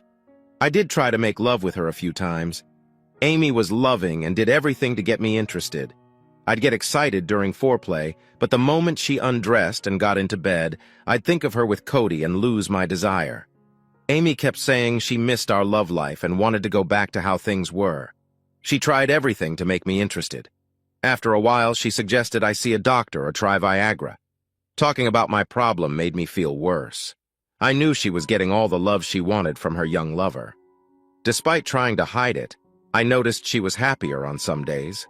I could almost see the satisfied look on her face. After a couple more weeks, I gave up trying to have sex with her. I brought up the separation agreement to her. Amy was surprised and said she wouldn't sign it. She said she didn't want to be separated from me. When I told the lawyer, he said the only way out was to divorce her. But if I didn't want to, he suggested signing another document that wouldn't mean much in court. It would at least show that I didn't approve of her cheating and wanted her to stop, but she refused. He said it might help a bit if we ended up divorcing. I signed it even though it wasn't much. A few months after the argument in Amy's classroom, I came home feeling tired and sad. I saw Amy's car in the driveway. Next to it was another car I didn't know. For a moment, it felt like one of those stories where a husband comes home to find his wife with another man. Was today the day I would find Amy with someone else? I went inside and found Amy and another woman on the deck. They were both lying on our lounge chairs in swimsuits. The sun was setting, so they weren't tanning. They were just relaxing in the shade, sipping wine. Amy heard me come in and got up to meet me. Her friend stayed outside. "Hey, Cliff," she said. "I'm glad you're home." She tried to kiss me, but I turned my cheek like I always did. She didn't seem surprised anymore. "Poor thing," she said, holding me. "Rough day?" "Not really." "That's good," she said. "Why don't you change into something more comfy and come out back to meet my friend Susan?" "Are you sure? I'm not great company right now. I can go eat dinner out if you want." "No way, just change and come down," she laughed. "I'll make us something soon. Susan is staying for dinner tonight." I wasn't happy about that. I didn't want to talk to anyone. I hoped Susan wasn't a teacher from Amy's school who knew about her cheating. The thought was really depressing, but I did what she said. I came out to the deck 20 minutes later wearing shorts and a polo shirt and holding a beer. "Cliff, this is Susan," Amy said. "I've known her for a short time, but she's a good friend and wanted to meet you." "Hello, Cliff," Susan said, standing up to shake my hand. "Nice to meet you, Susan." Susan was lively, with short blonde hair and a curvy body. She was a bit overweight, but had a pretty face. Her one-piece suit was tight around her full curves. Amy wore a modest two-piece that showed her soft, pale middle. I guessed Susan was in her mid to late 40s. Both were attractive women whom many guys would admire. After about an hour of chatting, Amy called a Chinese restaurant for takeout. When the food came, we went inside to eat in the kitchen. Both women drank wine and got giggly as the evening went on. It was Friday night, so they didn't have school the next day. Despite my worries, I started to enjoy their company. Susan was bubbly and cheerful and entertained us with stories of her travels. Amy and she got along well. I could see why they were friends. It was getting late and I was tired. The women were still sipping wine and were quite tipsy. I had only 3 beers, so I was far from drunk. They were laughing at another of Susan's funny stories. When I told them I was going to bed, they looked surprised. "Bedtime already?" Susan joked. "It's not even 11. "He gets tired early now," Amy laughed. "I think he's getting old." They both laughed, but I didn't join in. After living without much excitement for so long, Amy's joke annoyed me a bit. She must have noticed because she patted my hand. "Come on, Cliff." "Oh no, did we hurt his feelings?" Susan giggled. "No more old man jokes, Amy." "I don't know why," Amy said with a smile. "I'm older than he is and I don't care." "You are? I never would have guessed." "Yes, I married someone younger. He's a bit inexperienced, but I taught him well." "Well, we could help with that," Susan chuckled. "Between the two of us, we've got plenty of experience, right?" "I guess we do." I was fed up. It felt like they were making fun of me, and I didn't appreciate it. I didn't want to joke about how experienced Amy was now, probably thanks to Cody. I was sick of it. "Good night, you two," I said roughly as I got up and left. That night, I had a vivid dream about a woman being very close to me. It was so real it woke me up. My mind was foggy, and as I woke, I realized the feeling hadn't stopped. I looked down and saw a blonde woman with her head in my lap. She was doing something very intimate. Next to me, Amy was lying down, gently touching me. I was shocked. I jumped up and pushed the woman away. Feeling disoriented, I stood there trying to gather my thoughts. I saw Amy and Susan lying naked on the bed, watching me with smiles. "What are you doing?" I shouted in shock. "We're just trying to make you feel good." Amy said softly. I thought you'd like it. Yes, big boy. Come back and let me finish, Susan said, reaching out her hand. You'll love it. Please, Cliff, Amy whispered. I know what you said, but it's been too long. I want you to be happy. Let us take care of you, please. Forget it. I was angry and confused. How dare they trick me while I was asleep? I don't think Susan knew how sensitive our sex life was, but Amy sure did. I stormed out of the room and headed downstairs to the kitchen. I splashed water on my face to wake myself up. When I turned around, both women were standing at the doorway watching me. They looked a bit embarrassed as they moved to the kitchen table. They were wearing robes that were loose enough for me to see they had nothing on underneath. What were you thinking? I demanded harshly. They shared an uneasy glance. Amy spoke softly. We just wanted to help you. Yes, Cliff, said Susan. Amy told me about your situation. She thought I could help you feel better. I still think I can if you let me. I don't need any help, I shot back. And I'm not in a slump. I pointed at my wife. Everything was fine until she met some guy and cheated on me. She said nothing would change between us, but everything changed. She's been cheating for months, and I'm sick of it. Susan nodded. She told me that. I don't agree with her actions, but she's an adult and makes her own choices. Yeah, I snapped, and look where we are now. I know she doesn't want to hurt you, Cliff. Easy for you to say, I retorted. How do you think it feels knowing my wife isn't satisfied with me? She has to be with some guy half her age. Amy's getting what she wants, but I'm stuck with her. She told me I had to live with it. Amy flinched at my words. Maybe this was the first time Susan heard it. Susan glanced at Amy and then back at me. I didn't mean any harm, dear. We thought you might like to try being with both of us. I thought you'd enjoy it. Most men would. I'm not most men, I yelled. I'm sick of her cheating. She knows I hate cheaters. Instead of ending her affair, she wants me to cheat too, and when I won't, you both try to force me into it. That's low even for you, Amy. Susan looked guilty, and Amy's eyes dropped to the floor. I just want to make you happy, my wife whispered, her voice trembling. I thought you might like to be with both of us. I know you don't want me, but Susan is attractive. She wanted to be with us tonight. I thought it would be fun. Forget it, I snapped. What's next? Drugging me so I'm out of my mind? Come on, Cliff. We didn't do anything that bad. Oh yeah? Why don't you two invite Cody over? I'm sure he'd love to join you. And since you love this so much, maybe I should invite some guys I know. You can have a big party, wouldn't that be great? Stop it, Cliff, Amy said, irritated. I get it. We made a mistake. No need to be so insulting. So now I'm the crazy one? I'm out of here, I said, leaving the room. You both make me sick. I thought about going to a hotel, but I wasn't going to let my wife chase me out of my own house. I went to the guest room, locked the door, and moved a dresser in front of it. If they tried to sneak in, at least I'd hear them coming. The next day, I realized I couldn't take it anymore. I loved Amy, but she'd never change. During lunch, I went to my lawyer and told him to start the divorce. When I explained how my wife and her friend tried to ambush me, he suggested a restraining order to get her out of the house. I agreed. 2 days later, Amy was served at her school during lunch. She was served in front of her friends in the teacher's lounge. Then Cody was served for alienation of affection. After that, the server went to the principal's office and served him for letting Amy and Cody carry on their affair during school hours. We didn't have proof for that last charge, but we hoped witnesses would come forward. I was sure some teachers suspected the affair. Time would tell. Either way, Amy and Cody were cheating, and I was paying the price. I got a call at work right after lunch.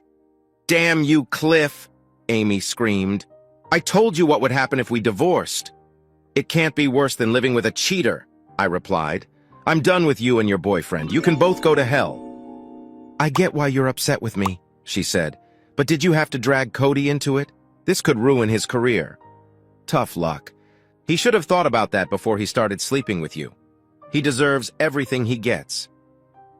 By the way, don't bring any of your friends to the house, and stay away too. Read the restraining order. You have to keep away from me. I've changed the locks so you can't come in anymore. You're crazy! It wasn't like that at all, she yelled. Most men would have loved to be with 2 women, but not you. I guess it was too much for you. Susan was right. You are one messed up guy. Hey, by the way, is your friend Susan married? If so, I'd like to let her husband know what she's been up to. Go to hell! Not anymore. I laughed. Come get your stuff from the driveway before it rains and they get ruined. If you want anything else, talk to my lawyer. You better not. She started, but I hung up. Amy came by that night with her friend Heidi to get her clothes. I watched them from the window. She yelled some curses at me and gave me the finger. I just laughed. With her gone from the house, I felt a huge sense of relief. Her wild ways were no longer my problem. Yes, I missed her. After living with her for so long, it was natural. But after dealing with her cheating for months, a lot of the love I had for her was gone. The kids called me a few times. Martha was a bit mad at me. She found out what her mother did and didn't like it. She asked if I could ever forgive her and take her back. I told her I could if Amy had stopped seeing her boyfriend and been a loyal wife. But she didn't, and I couldn't handle it anymore. Robbie was more understanding. He knew his mom had messed up. He didn't blame me for kicking her out, and I appreciated that. I told them both I still loved them and would always be there for them. We still have a good relationship. My case against the school board went nowhere. It turned out Amy was right. She never had intimate moments on school grounds. She and her boyfriend only met at his place or some other spot, but never at school. We couldn't even find anyone who knew about their affair, so they had kept their cheating well hidden. Even though we couldn't prove anything at the school, Cody still lost his job and moved away because of the rumors. Amy was fired too. She was bitter and yelled at me on the phone, blaming me for her job problems. She applied to a school out of town, but they found out about her affair and didn't hire her. Martha told me she's working as a receptionist at a real estate company in the next town over. The divorce took a while. We had to sell our house because neither Amy nor I could afford it alone. I might have been able to, but it was too big for just me. Amy only took a few items when she left.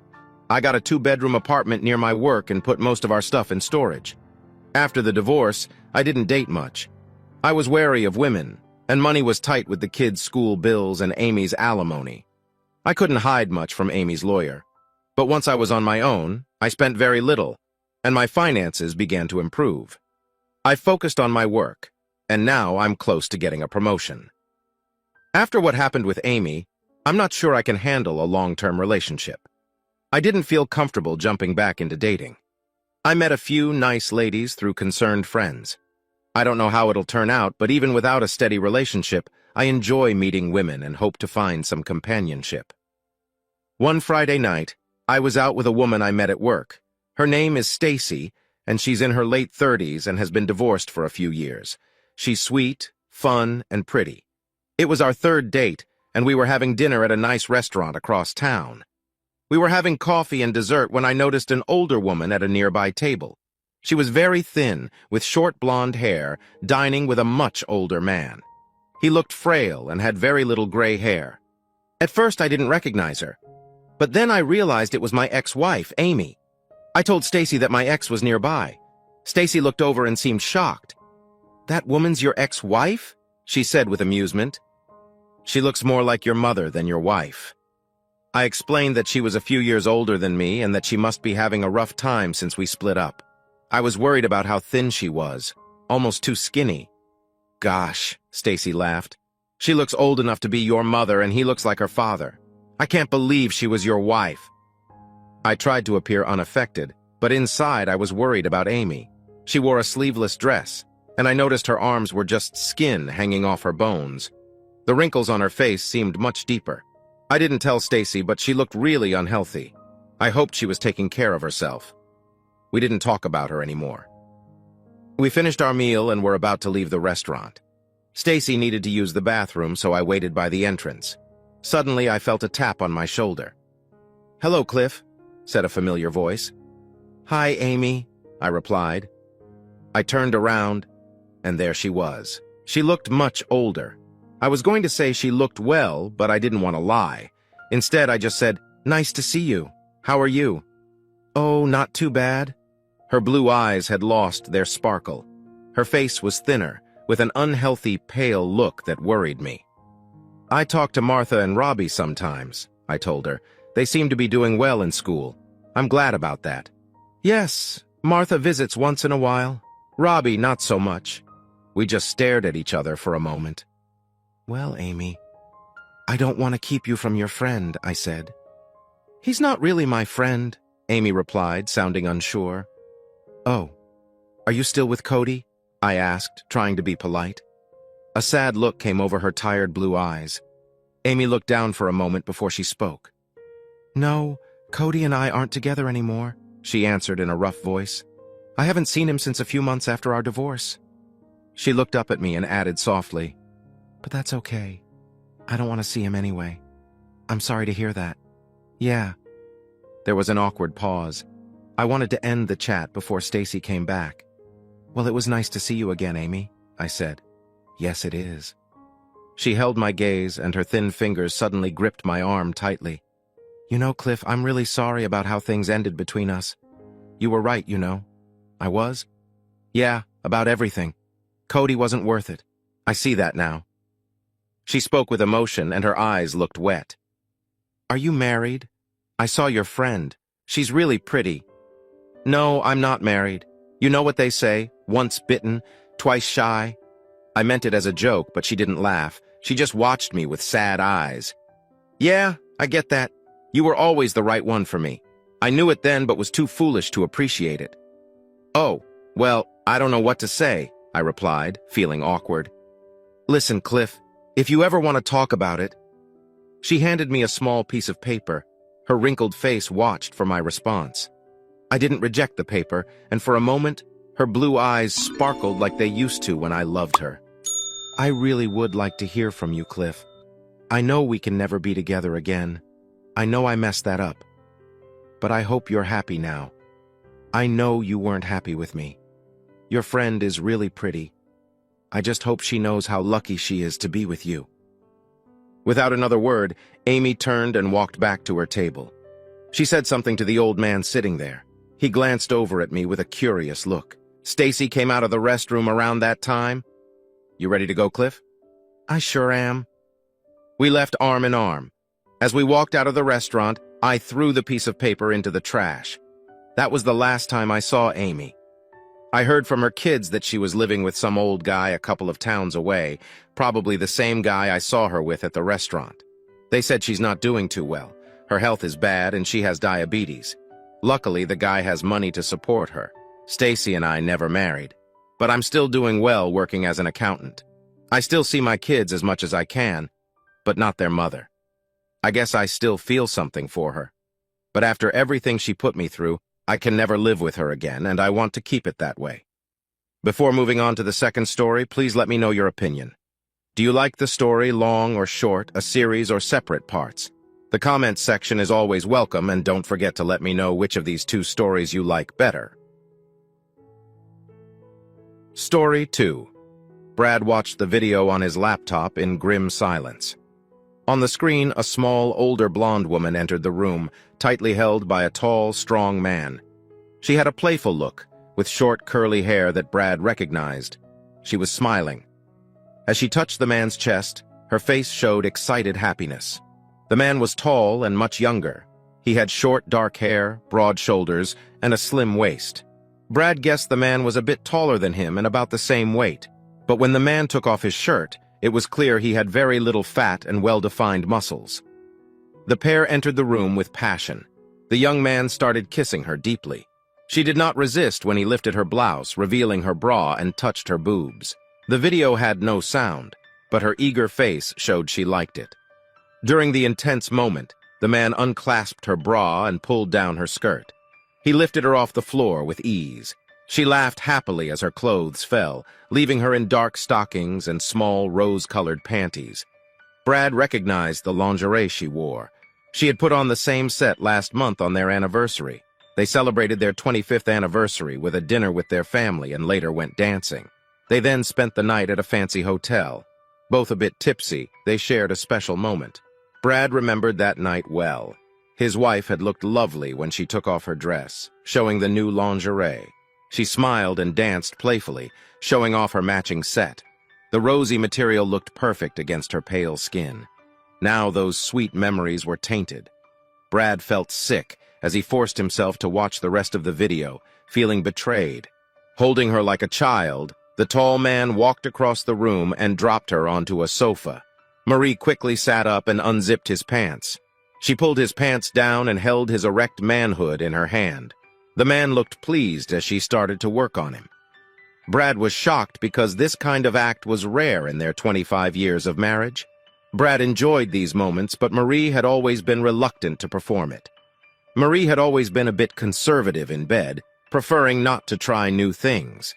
Brad had hoped for a more exciting sex life, but was content with what they had. She had become more affectionate lately, agreeing to be intimate 3 times a month. From what he had heard from others, this was normal for their age. Brad had believed Marie didn't enjoy this act, but the video showed otherwise. In the video, Marie held the man's balls and enthusiastically performed the act. Her movements were quick, showing skill Brad never knew she had. Brad watched, horrified, as the man pushed deeper. Marie gagged and coughed, but continued. When she tried to pull away, he forced her back down, holding her head in place. Her eyes teared up, and saliva dripped from her mouth. Even though it was rough, Marie didn't resist. She allowed the man to continue, showing skill and willingness that Brad found shocking. Usually, she climaxed at least once when they made love. But this was another level of intensity.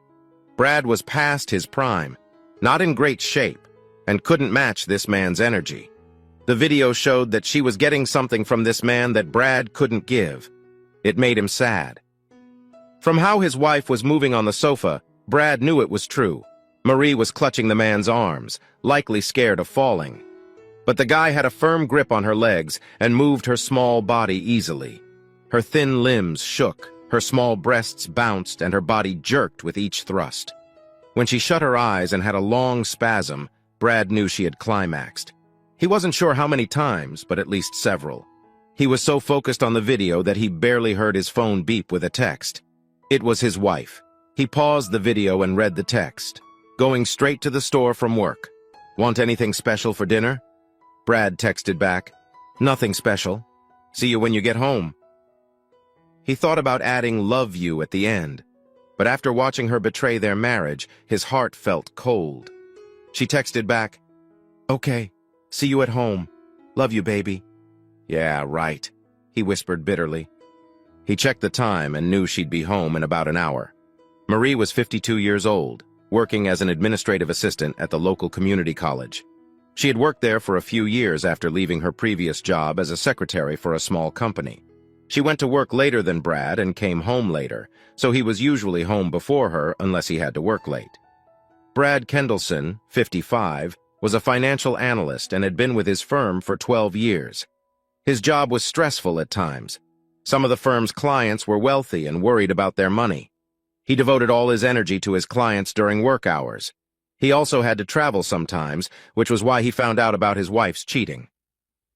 A few months ago, he finished a work trip to a nearby city. He usually flew, but decided to drive this time. It took about the same amount of time.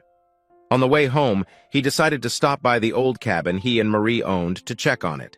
It was a small, one-bedroom cabin in the hills, about 45 minutes from their house. It had electricity, a working well, a small stove, and a fireplace. Other than that, it was quite basic. Her late father used to own it, and her mother left it to Marie after she died. Since then, they had only stayed there 3 times in 10 years. The last time was 2 years ago for a quiet weekend. Since they almost never used it, Brad was thinking about selling it. He knew they wouldn't get much. The cabin wasn't in great shape, but it sat near a beautiful lake on an acre of land, surrounded by a few other cabins. It didn't have much security, only a chain-link fence across the dirt road leading to the cabins. The land was owned by a retired farmer who built the cabins and sold them to support his retirement. Brad just wanted to quickly check if anyone had been staying in the cabin without permission or if anything was damaged. As he drove up the long dirt road, he wondered who would want such a secluded, basic cabin. Maybe some hunters or an older couple would use it for a weekend escape. They kept a key under a particular rock in the garden, and Brad used that key to get inside. He checked the water and found that the well was still working. When he went to the bathroom, he noticed the shower curtain wasn't completely pushed to the side. This was strange because he remembered pushing it all the way last time they were there. The sink also had faint soap stains around the drain, which he knew he had cleaned before they left. This raised Brad's suspicion. Someone must have been staying there since he and Marie were last there 2 years ago. He looked around and found that nothing was broken or missing, but he was sure someone had moved some chairs around the kitchen table. There were other small changes in the bedroom as well. He checked around outside but didn't see anything unusual. There were faint tire tracks in the dirt driveway, but it was hard to tell how old they were. The other cabins were all empty. Except for the tracks in his driveway, it seemed like no one had visited the area in years. After half an hour of looking around, Brad was puzzled. Maybe there was a simple explanation. Did Marie come here and forget to tell him? That seemed unlikely. He was sure she would have mentioned it. But he had to believe someone had been there. If a squatter had broken in, wouldn't there be a broken window or a forced door? Why was nothing seriously out of place? If troublemakers had stayed, they would have left a mess. Yet, the place looked tidy. The shower curtain was nearly in the right place, just not completely to the side. Whoever was there had tried to keep the cabin looking untouched. It was only because of Brad's attention to detail that he noticed something was off. For some reason, Brad decided not to tell Marie. He wasn't normally suspicious, but something didn't add up. He didn't know why he felt this way. He trusted his wife. They had been together for decades, but it was too strange to rule out the possibility that she knew something and hadn't told him. He didn't want to accuse her without more information. After this strange visit, Brad went to an electronics store and bought some high-definition surveillance cameras.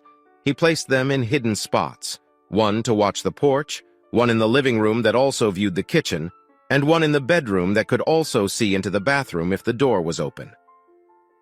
Without telling Marie his plan, Brad began driving to the cabin each weekend to check the recordings. It was easy to give his wife a small excuse about his absence. She was often out shopping or visiting friends. She also spent a lot of time at a health spa she joined last year. She had lost almost 15 pounds and toned up. Brad had to admit she looked great for her age. The cameras were motion-activated. The first 2 times he checked, there was nothing recorded. He was starting to think he was wasting his time. But on the 3rd visit, the cameras had data. Curious, he downloaded the videos and watched them at the kitchen table before heading home. His heart sank when he saw his wife, laughing and holding hands with a tall young man, get out of a sports car in front of the cabin. Like many times before, Marie took the key from under the rock and let them in. Brad's fists tightened as he watched them enter the living room. The door had barely closed before they began hugging each other. The man quickly undressed her and himself. They acted like they were alone in the world. Brad could hardly believe his eyes. After they finished, Marie went into the bathroom and took a shower. Brad thought they were done, but the young man indicated he wanted more. So she went back to the bathroom, returned with a towel, and they continued. Brad couldn't believe what he saw. He felt betrayed and hurt. The woman he loved for decades had hidden a secret life from him. This was the first time Brad saw Marie's betrayal. It made him feel sick. He didn't throw up, but he felt disgusted and heartbroken. After sitting there in shock for a bit, he left the cabin making sure everything looked the same so Marie wouldn't know he had been there. He believed this wasn't the first time she had used the cabin for such things, and he feared it wouldn't be the last. Brad checked the cameras were still working and left, heartbroken. Brad felt a deep urge to confront Marie and harm her lover. He even thought about burning down the house and ending his own life. But during the ride home, he calmed down a bit.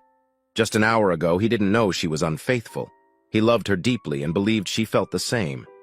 They often talked about how awful cheating was, and he thought she agreed with him. Now, everything felt different. He knew he needed more information before acting. His late father always told him not to react without thinking. But this situation was so painful. How could she do this to him? All the way home, Brad searched for some hope for their marriage. Questions filled his mind. Was this the only time she had cheated? The way she acted with that guy made it seem unlikely. Even if it was the first time, should he throw away a 25-year marriage over one mistake? Until seeing the recording, he thought she had been a wonderful wife. He felt both hatred and love for her, and that's why her betrayal hurt so much. One thought troubled him deeply. If he divorced her, how could he ever replace her? He was 55 years old, a bit overweight, not rich or handsome. He wasn't bad looking for his age, but clearly it wasn't enough to keep her faithful. Marie, on the other hand, still looked good and could attract men. The terrible video proved that.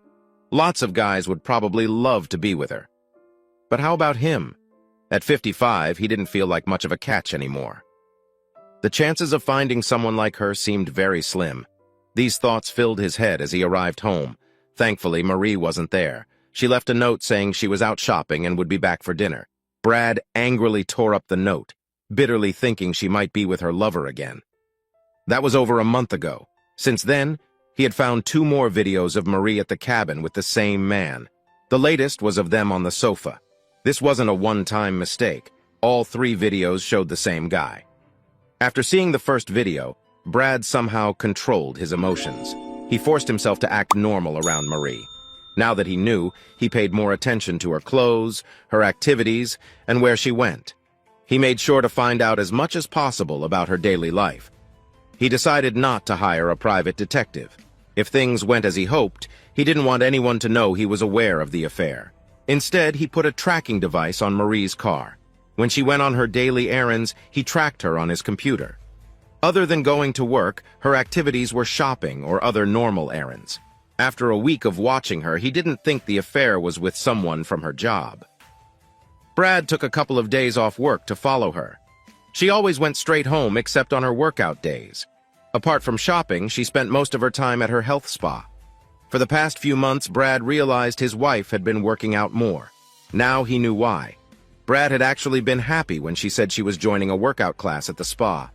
He encouraged her, and after a few months, he saw improvement in her body.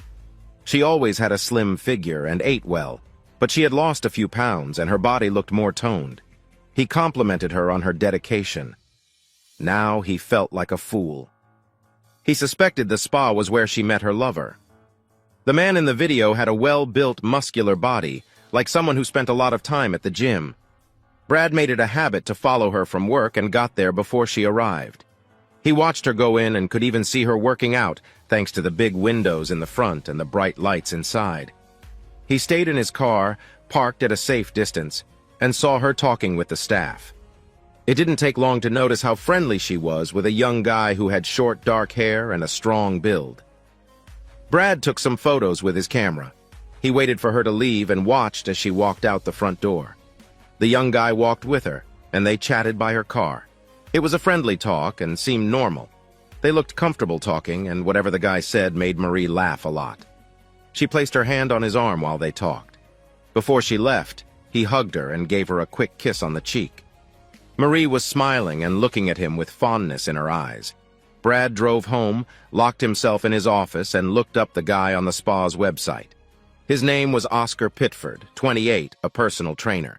For the next few days, Brad stayed in his car in front of the spa. He saw Oscar being very friendly with Marie every time she came. He gave her a lot of attention when she worked out and also walked her to her car when she left. It was clear they knew each other well. Oscar seemed to flirt with a lot of women, not just Marie. Even though Marie was older, she was still attractive. She probably enjoyed the attention during her workouts and went along with it. When they got involved, it was likely Marie's idea to use the cabin for their secret meetings. Brad grudgingly recognized his wife's cleverness. Using their house would have been risky with nosy neighbors around. Brad was often home, and there was the chance someone would find out. A motel would leave records. If it was a local motel, someone might see them and tell her husband. The cabin, however, was far away, and Brad never went there. As long as Marie kept it clean, Brad wouldn't know about her secret. It was a perfect place for an affair. If he hadn't checked the cabin after his business trip, he wouldn't have found out about her betrayal. In the weeks after he got the first video, Brad managed to hide his anger. It was hard not to confront her. He only controlled himself by leaving the house when he felt he might lose it. Despite his anger, he didn't reveal his discovery, wanting time to prepare. Watching the latest video of Marie with that guy, Brad was furious. Somehow, he didn't confront her. He hoped she would end the affair herself. But seeing how much she enjoyed being with the guy, it was clear she didn't plan to stop. She seemed to enjoy it more than ever. Even if she ended it, Brad doubted he could stay with her. From the first moment he saw her cheating, he couldn't see a future together. He couldn't understand her disrespect. No matter how many times she might apologize, Brad didn't think he could forgive her. Keeping his knowledge secret allowed him to plan. As a financial expert, he knew how to protect himself in a divorce. He hid a lot of money, making sure she wouldn't get half. He wanted to leave her with nothing but knew that wasn't possible. He thought about ruining her and hurting her lover. But he knew that wasn't realistic. He wasn't a violent person. The police would suspect him right away if anything happened to them. Brad was bitter and very angry, but he wasn't a detective, a secret agent, or a criminal. He was just a regular guy trying to do his best for his family. A normal man stuck with a wife who needed more than he could give. He planned his revenge and then a divorce. Not a happy thought, but what else could he do? He heard a noise and knew she was home. Brad's stomach tightened when he heard her car pull into the garage. He worked hard to hide his anger and act normal. She walked into the kitchen from the garage and Brad was on alert. He used to love it when she came home, knowing she was his partner. Now that feeling was a bitter memory. As usual, she looked great in her tight blue skirt, high heels, and sleeveless blouse. The outfit was professional and suited her job. It was simple but stylish, showing off her arms and legs and her nice figure. He always thought she looked like a stylish librarian with her short, permed hair, attractive body, and pretty smile. "Hi, honey," she said. "How are you?" She walked in carrying a bag of groceries. She set the bag on the table and leaned up to give him a kiss. "Hi, Marie." He accepted her kiss on the cheek. "Are you hungry?" she asked. "Because I'm starving. I bought some steaks." "Why don't you light the grill and I'll make a salad," Marie said. Brad smiled and replied, "Sure, I'll get on it right now." He kept a calm face as he went out to the deck to start the grill. It was harder to act normal after seeing her latest video with another man. He used to love it when she came home so they could eat together and talk about their day. Now, being around her was painful. He didn't even see her as his wife anymore, just someone who hurt him deeply. Still, Brad had to appreciate how well she acted. After doing something so hurtful to him, Marie came home every day with a smile and acted just like the loving wife she used to be. If someone didn't know any better, they'd think nothing had changed. But they were both pretending, and she was much better at it. For Brad, keeping up the act was nearly impossible. Many times over the past few weeks, he almost lost his cool. Somehow, he managed to hold it in. It was strange how Marie could live two different lives. On one hand, she was cheating on him. At home, she was still the caring wife. Brad couldn't see any signs that she was having an affair. She acted as if everything was normal.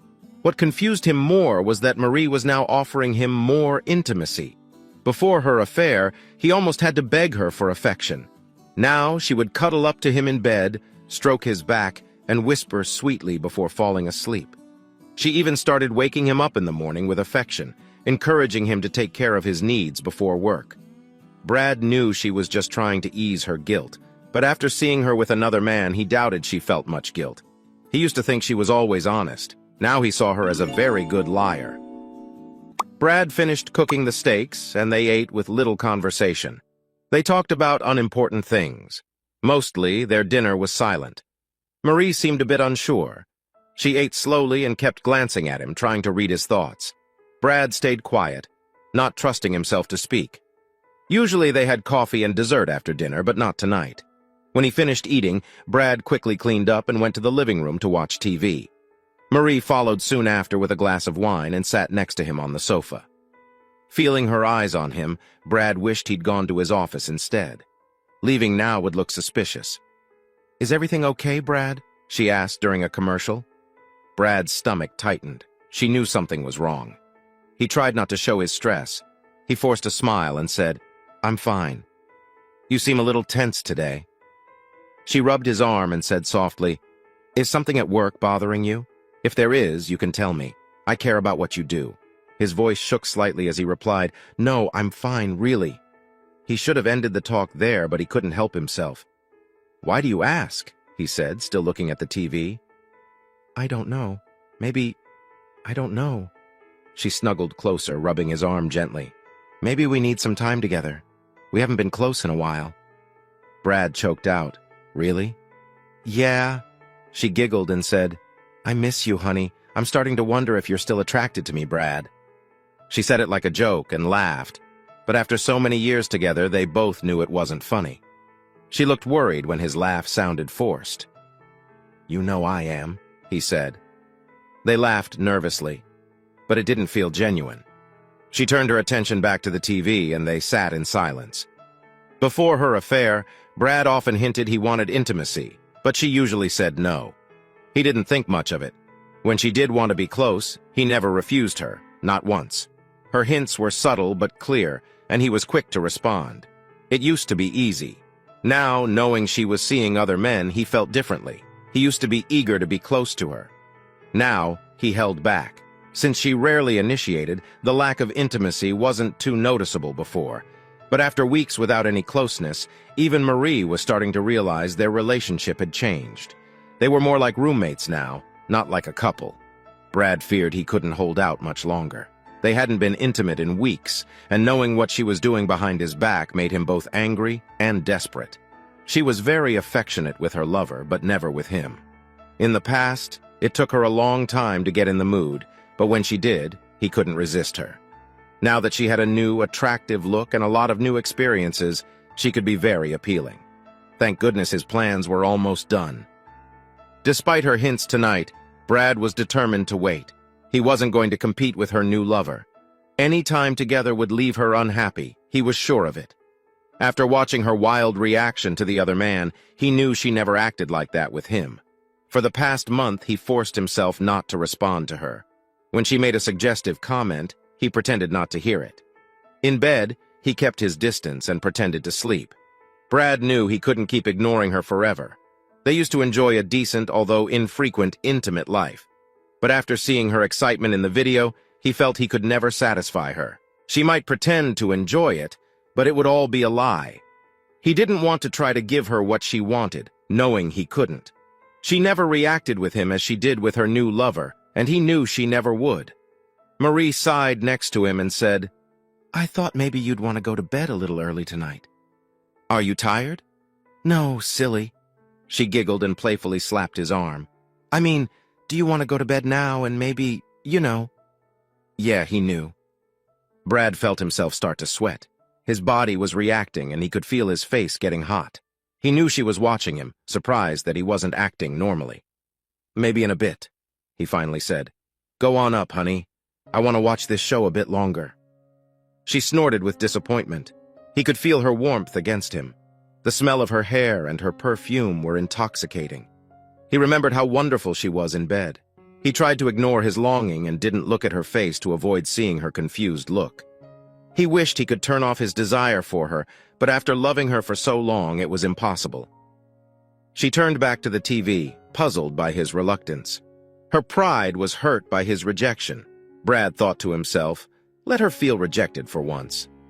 The show wasn't over when Marie yawned. She stretched, making her shirt pull tight against her chest.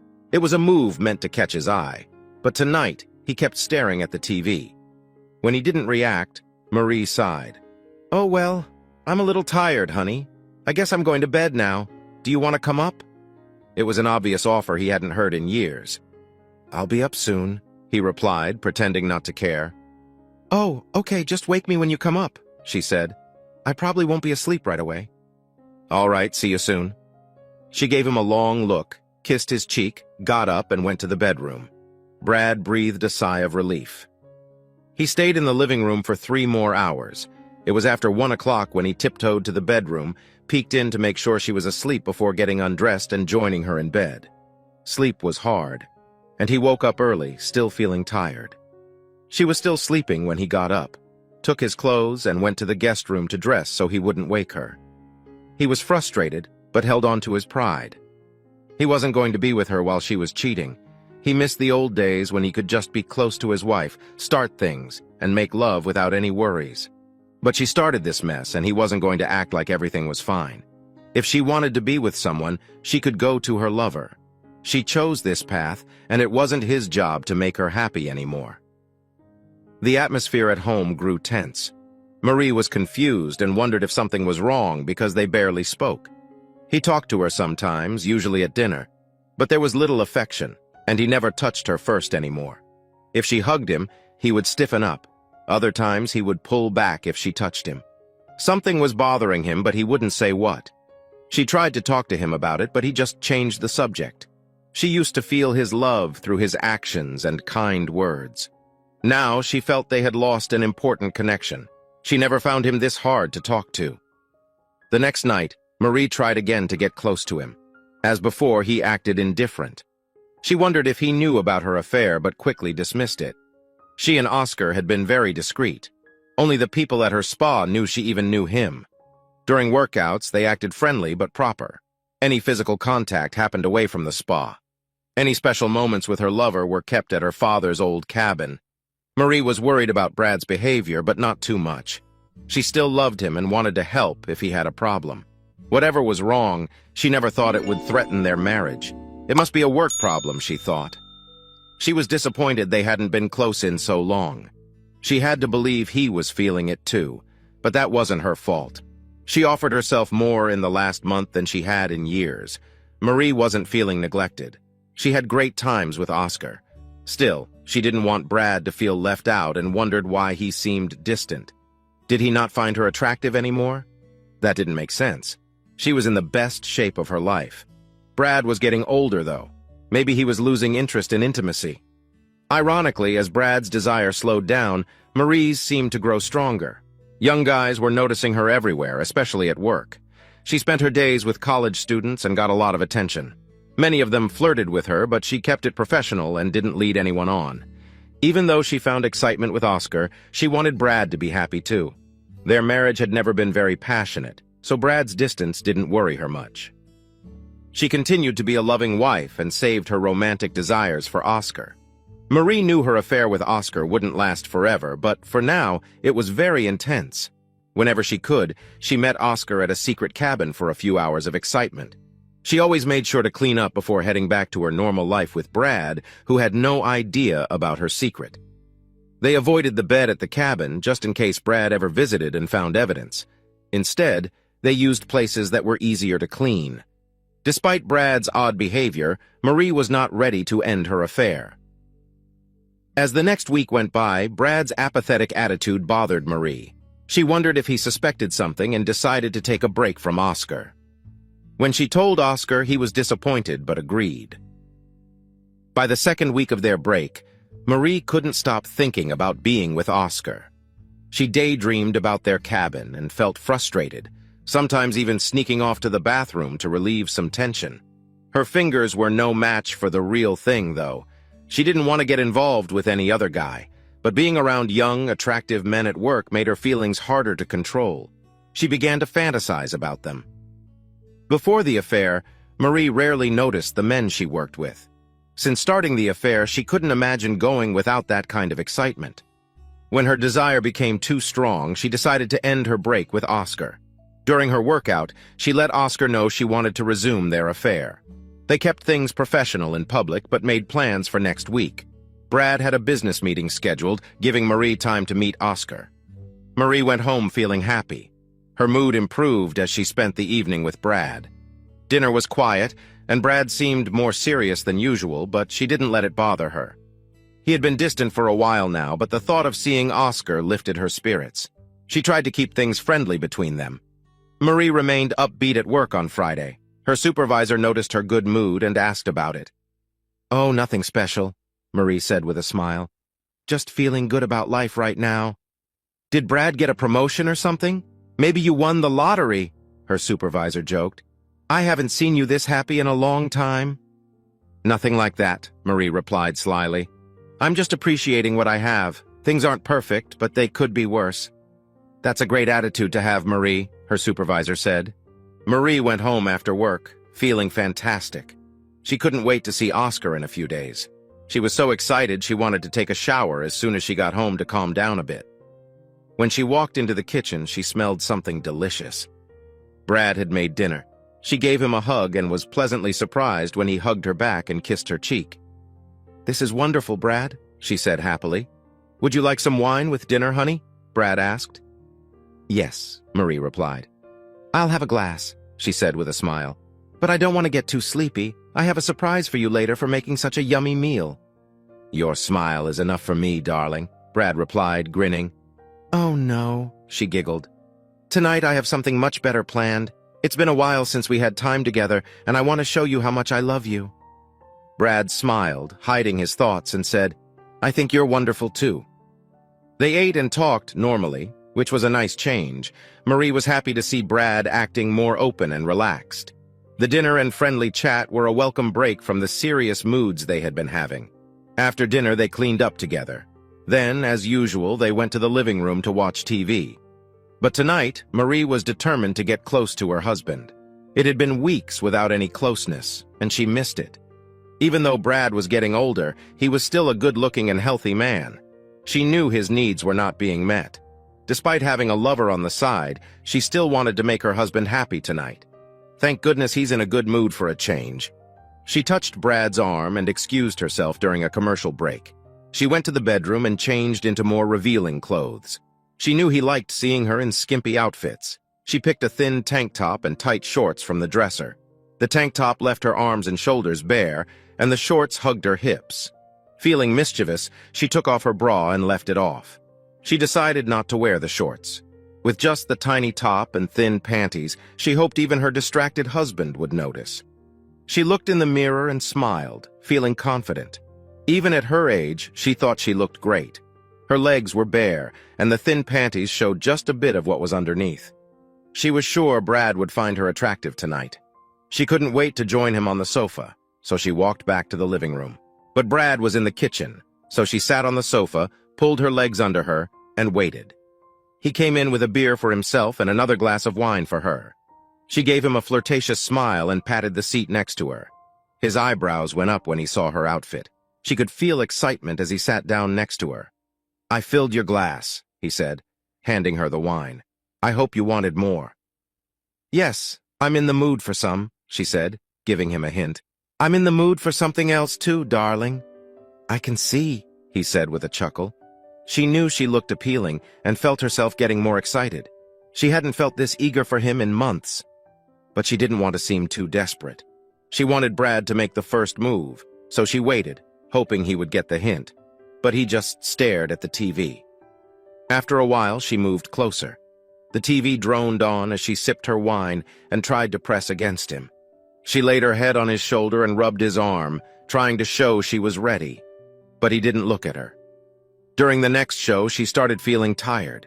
Frustrated with her unresponsive husband, she tried to stay alert but couldn't fight off her weariness. What she didn't know was that Brad had put a sleeping pill in her wine. Soon, she was struggling to keep her eyes open and eventually dozed off. When she woke up, it was dark. There was a blanket over her, the TV was off, and Brad was gone. "What the heck?" she mumbled sleepily. The clock showed it was 4 in the morning. Still half asleep, she stumbled to the bedroom. Brad was in bed, sound asleep. "Darn him," she cursed softly. "What's wrong with him?" Without changing into her nightgown, Marie crawled into bed next to him and quickly fell asleep. The next day, she was annoyed. She had given him every chance to be close, and he had ignored her. His loss, she thought angrily. When she woke up, it was nearly noon. The sun was shining, and Brad was in the kitchen. "Morning, honey," he said as she entered. "Want some coffee?" "Yeah, sure," she replied flatly. "What happened last night?" "You fell asleep," he said with a smile. "I guess you were tired from a hard week. You looked so peaceful. I didn't want to wake you." "You should have woken me." "I know, but, well, you know," he replied vaguely. "By the way, Marie, why don't we go away for the weekend?" "Go away?" "Yeah, let's go to the cabin for a couple of days," he suggested with a grin. "We've both been so busy lately that we haven't had much time together." Marie was still sleepy and a bit confused. She took a sip of her coffee, trying to wake up before answering. "The cabin? We haven't been there in years." "I know, but we need some time together. It's so quiet there, and we can really catch up and have some fun." "Fun?" Marie's mind cleared and her eyes widened. Was he hinting about something else? After being ignored last night, she didn't expect this. "Fun, huh?" "Yeah," Brad chuckled. "I know I'm not that romantic, but maybe if we get away from our routine, something will click. It's just for the weekend since we both have work on Monday. But it could be fun. How about it?" She shrugged. "I guess so. We need to go to the store and get some things." "I already got everything we need. I went shopping yesterday." Well, aren't you the Boy Scout, always prepared? She giggled. Yeah, have to be prepared. He laughed back. Let's just clean up, dress, and head out now. Start our weekend right away. Marie felt more excited the more she thought about it. Why not? A weekend in the woods with her husband might help their relationship. The way he was talking, she thought, was a good sign. Okay, let me get changed and pack a bag. Great, Brad said, grinning. I already packed my stuff. I'll put it in the car and we can leave soon. On the way to the cabin, Marie tried to use her cell phone to send a text but found it wasn't working. Oh no, she said, pressing buttons on the phone. I thought it was charged, but I guess the battery is dead. That's okay, sweetheart. You can use mine if you want. No, that's okay. It's not important. I'll just wait until we get to the cabin and charge it. Okay. An hour and a half later, they were at the cabin, putting food in the fridge and making sandwiches. Marie was happy, but a little nervous. As she entered the small cabin, her eyes scanned the place for any signs of her past actions. But as she and Brad settled in, nothing seemed out of place, and he didn't notice anything either. They finished eating and took a walk around the lake. They talked, laughed, and enjoyed the beautiful surroundings.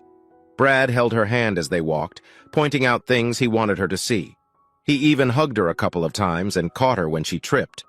He was friendlier than he'd been in months, and Marie was thrilled. It was so nice she almost felt guilty about her recent choices. The afternoon was wonderful, and the evening even better. Marie hadn't felt this close to her husband in a long time. Once they were back in the cabin, she took a chance and kissed him. He didn't resist her affection. When it grew dark, Brad put on some music, and they opened a bottle of wine. As they drank, he told funny stories from their past years together. Marie felt pleasantly tipsy and tried to cuddle closer to him. When he accepted and wrapped his arms around her, she was hopeful for a special night. The romantic mood continued as they went to bed. Instead of lying apart like they did at home, tonight they lay side by side, gently kissing and touching each other. Marie was very excited about finally being close to her husband. It had been so long since they had shared such moments. He touched her softly, lovingly. She felt a deep warmth and closeness that she had missed. She tried to focus on Brad, but found herself comparing this gentle affection with the more intense experiences she'd had with someone else. Both had their own excitement, but this moment with Brad felt truly fulfilling. She wasn't sure what time it was when she heard a noise outside. It must have been close to 10 o'clock, which was early for them to go to bed. But out here, with no TV to watch, going to bed early seemed normal. A moment later, there was another noise. Her ears perked up, and she felt Brad tense up and sit up. What was that? He whispered with concern. Is someone outside? I don't know, she whispered back. There was another noise. It sounded like someone was on the porch. Marie sat next to her husband with wide eyes watching the door. She was suddenly afraid. What are we going to do? She whispered. Brad pushed the covers back and got out of bed quietly. You stay here, he told her firmly. I'll go check it out. Marie gasped when the doorknob started to rattle. She was terrified as Brad moved to his bag and took out something. Before she could see what it was, she heard the front door swing open. She saw a dark shadow at the door and realized it must be a break-in. She screamed in panic. A bright flash and a loud bang followed, then another bang. Marie realized her husband had shot the intruder. From the bedroom, she heard the man collapse, grabbing at his neck where he had been hit. She screamed again, unable to believe what was happening. The room fell silent as she cried. Oh my God, she cried, her hands over her face. Brad moved carefully toward the fallen man. He aimed the gun at him as he walked closer. He touched the man's neck to check for a pulse to see if he was dead. Then, he moved to the open door and stepped outside to make sure no one else was there. He came back in, went to the light switch, and turned it on. At that moment, Marie's life changed forever.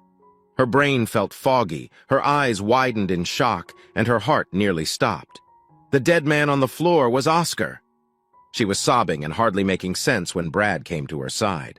He held her head to his chest to comfort her and whispered softly, It's all over now, honey. Don't worry, we're safe, Marie.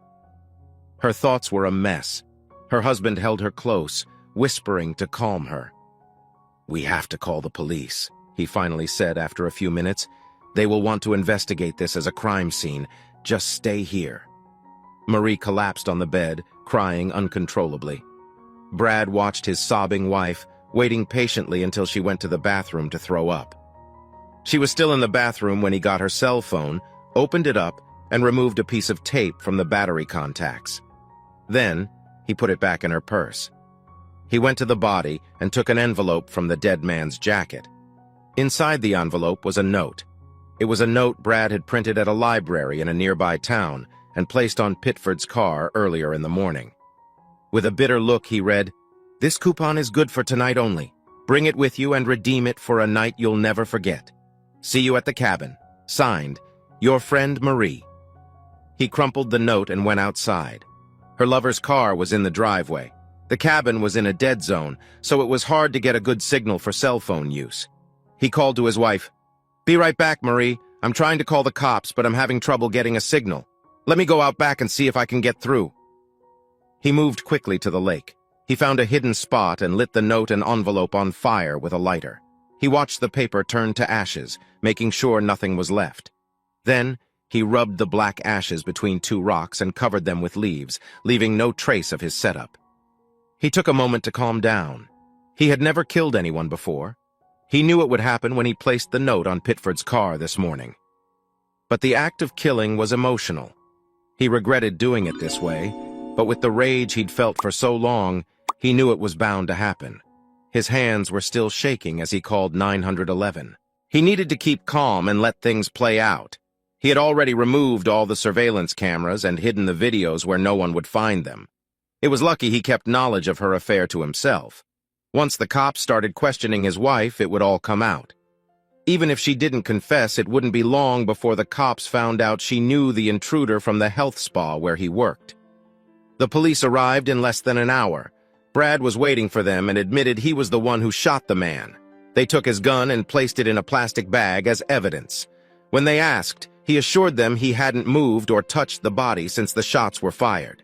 His wife said the same. The cops were immediately suspicious when they found out the intruder used the hidden key to open the door. How did he know it was there? Brad explained about the key but acted like he didn't know. But when they questioned Marie about it, she broke down almost immediately. She admitted she and Pitford had been there before. Brad pretended to be shocked and must have acted well because the cops began looking at him with pity. They were both taken to the station for questioning. The forensic team showed up not long afterward and went over the cabin inch by inch. At the station, Brad called a lawyer he used sometimes. At the lawyer's instruction, he told the police he wouldn't say anything more until the lawyer arrived. Marie, on the other hand, couldn't keep silent. She was so upset over her lover's death and confused about how it had happened, she lost all control. The cops used that to their advantage and got her to admit to the details of her affair. Brad didn't mind her talking. She had no idea about his plan and couldn't say anything that would get him in trouble. After a long night and part of the next day, both husband and wife were let go. They were told not to leave town. After weeks of questions and investigations, nothing was found about the shooting that could put Brad in jail. Brad knew they were still suspicious. But without evidence, they had to call the shooting an act of self-defense. Breaking into someone's home at night is a crime. Any jury would see it as self-defense. Even if there were some questions, the jury would likely side with the homeowner. Brad took his wife home on Sunday. She was a wreck and kept saying sorry for cheating until he told her to stop. He already knew everything and tried to look confused as she gave all the sad details. He felt bad for ending the young man's life, but he saw no other way to get rid of the guy and regain his pride. He went to work on Monday, leaving his wife to deal with her own feelings. She was a mess when he got home. A neighbor was there to keep her from losing her mind. That evening, after a quick dinner, he talked to her about the affair. She cried the whole time and went through all the usual excuses. It was just a fling, not real love. She loved him. She would make it up to him, please forgive me, and so on. Her excuses didn't mean much to him. He had her served with divorce papers on Thursday at home. She still hadn't gone back to work and almost broke down when she got the papers. Brad guessed losing both her husband and lover in 1 week was too much. She was so upset he took her to the hospital when he couldn't calm her down. Brad packed a suitcase while Marie cried and begged him to stay and forgive her. "What am I going to do now?" she sobbed. With little sympathy, he said, "I have no idea. We're getting a divorce, Marie. You're not my problem anymore. But I love you. I can't live without you, Brad." When she kept pleading, Brad finally said harshly, "Just go find another friend, Marie. You seem to have no trouble doing that. Just make sure it's someone like the guy you were seeing." That cold reply left her sobbing uncontrollably. He left the home that weekend and never returned. Brad was never charged with a crime, but the authorities kept an eye on him and talked to people he knew. With suspicion still around him, his career suffered. No one wanted their money handled by someone who might be a criminal. He eventually quit his job but found another one soon after and was paying his bills. They sold the house and the cabin. He and Marie split the money. He had his half of the marital assets and some hidden funds to support himself. But with her lawyer looking into their finances, he had to live more modestly and watch out for anything that could get him in trouble. After the shooting and the divorce, Brad's life moved on. He bought some weights and started working out at home. Soon his muscles toned up and he lost weight. He kept in touch with his daughter and visited her when he could. She was very upset about the divorce and wanted him to reconsider. Brad told her gently but firmly that it would never happen. After being cheated on for so long, there was no chance they would reconcile. Despite worrying about his looks, Brad did find women to date. They were older, but so was he. Some were quite attractive and nice to be around. It took him a few months to ask one out, but it felt good to meet people, socialize, and enjoy female company again. He did not want another long-term relationship yet, but he had a career and many good years ahead. Even at 55, he could still attract women. After the divorce, he wasn't as lonely as he thought he'd be. Marie, on the other hand, struggled with depression for a long time after what happened. Her carefree attitude about love and life was gone. The husband she still loved had divorced her, and her young lover was dead. She couldn't control her emotions enough to find another partner. Her active romantic life vanished and wasn't coming back. She saw a therapist and took medication that helped her cope. Her health took a hit, so their daughter made sure she was under a doctor's care. She stopped working out and gained a lot of weight. She mostly stayed inside and never went back to the spa where all the trouble began. Brad heard from friends that she was moving out of state to escape the harsh gossip about her affair. Hey, audience! If you liked this video and want to keep up with more thrilling stories, make sure to subscribe to Prince Cheating Tales and hit the notification bell. You don't want to miss out on our upcoming adventures. Thanks for watching, and we'll see you in the next wonderful story.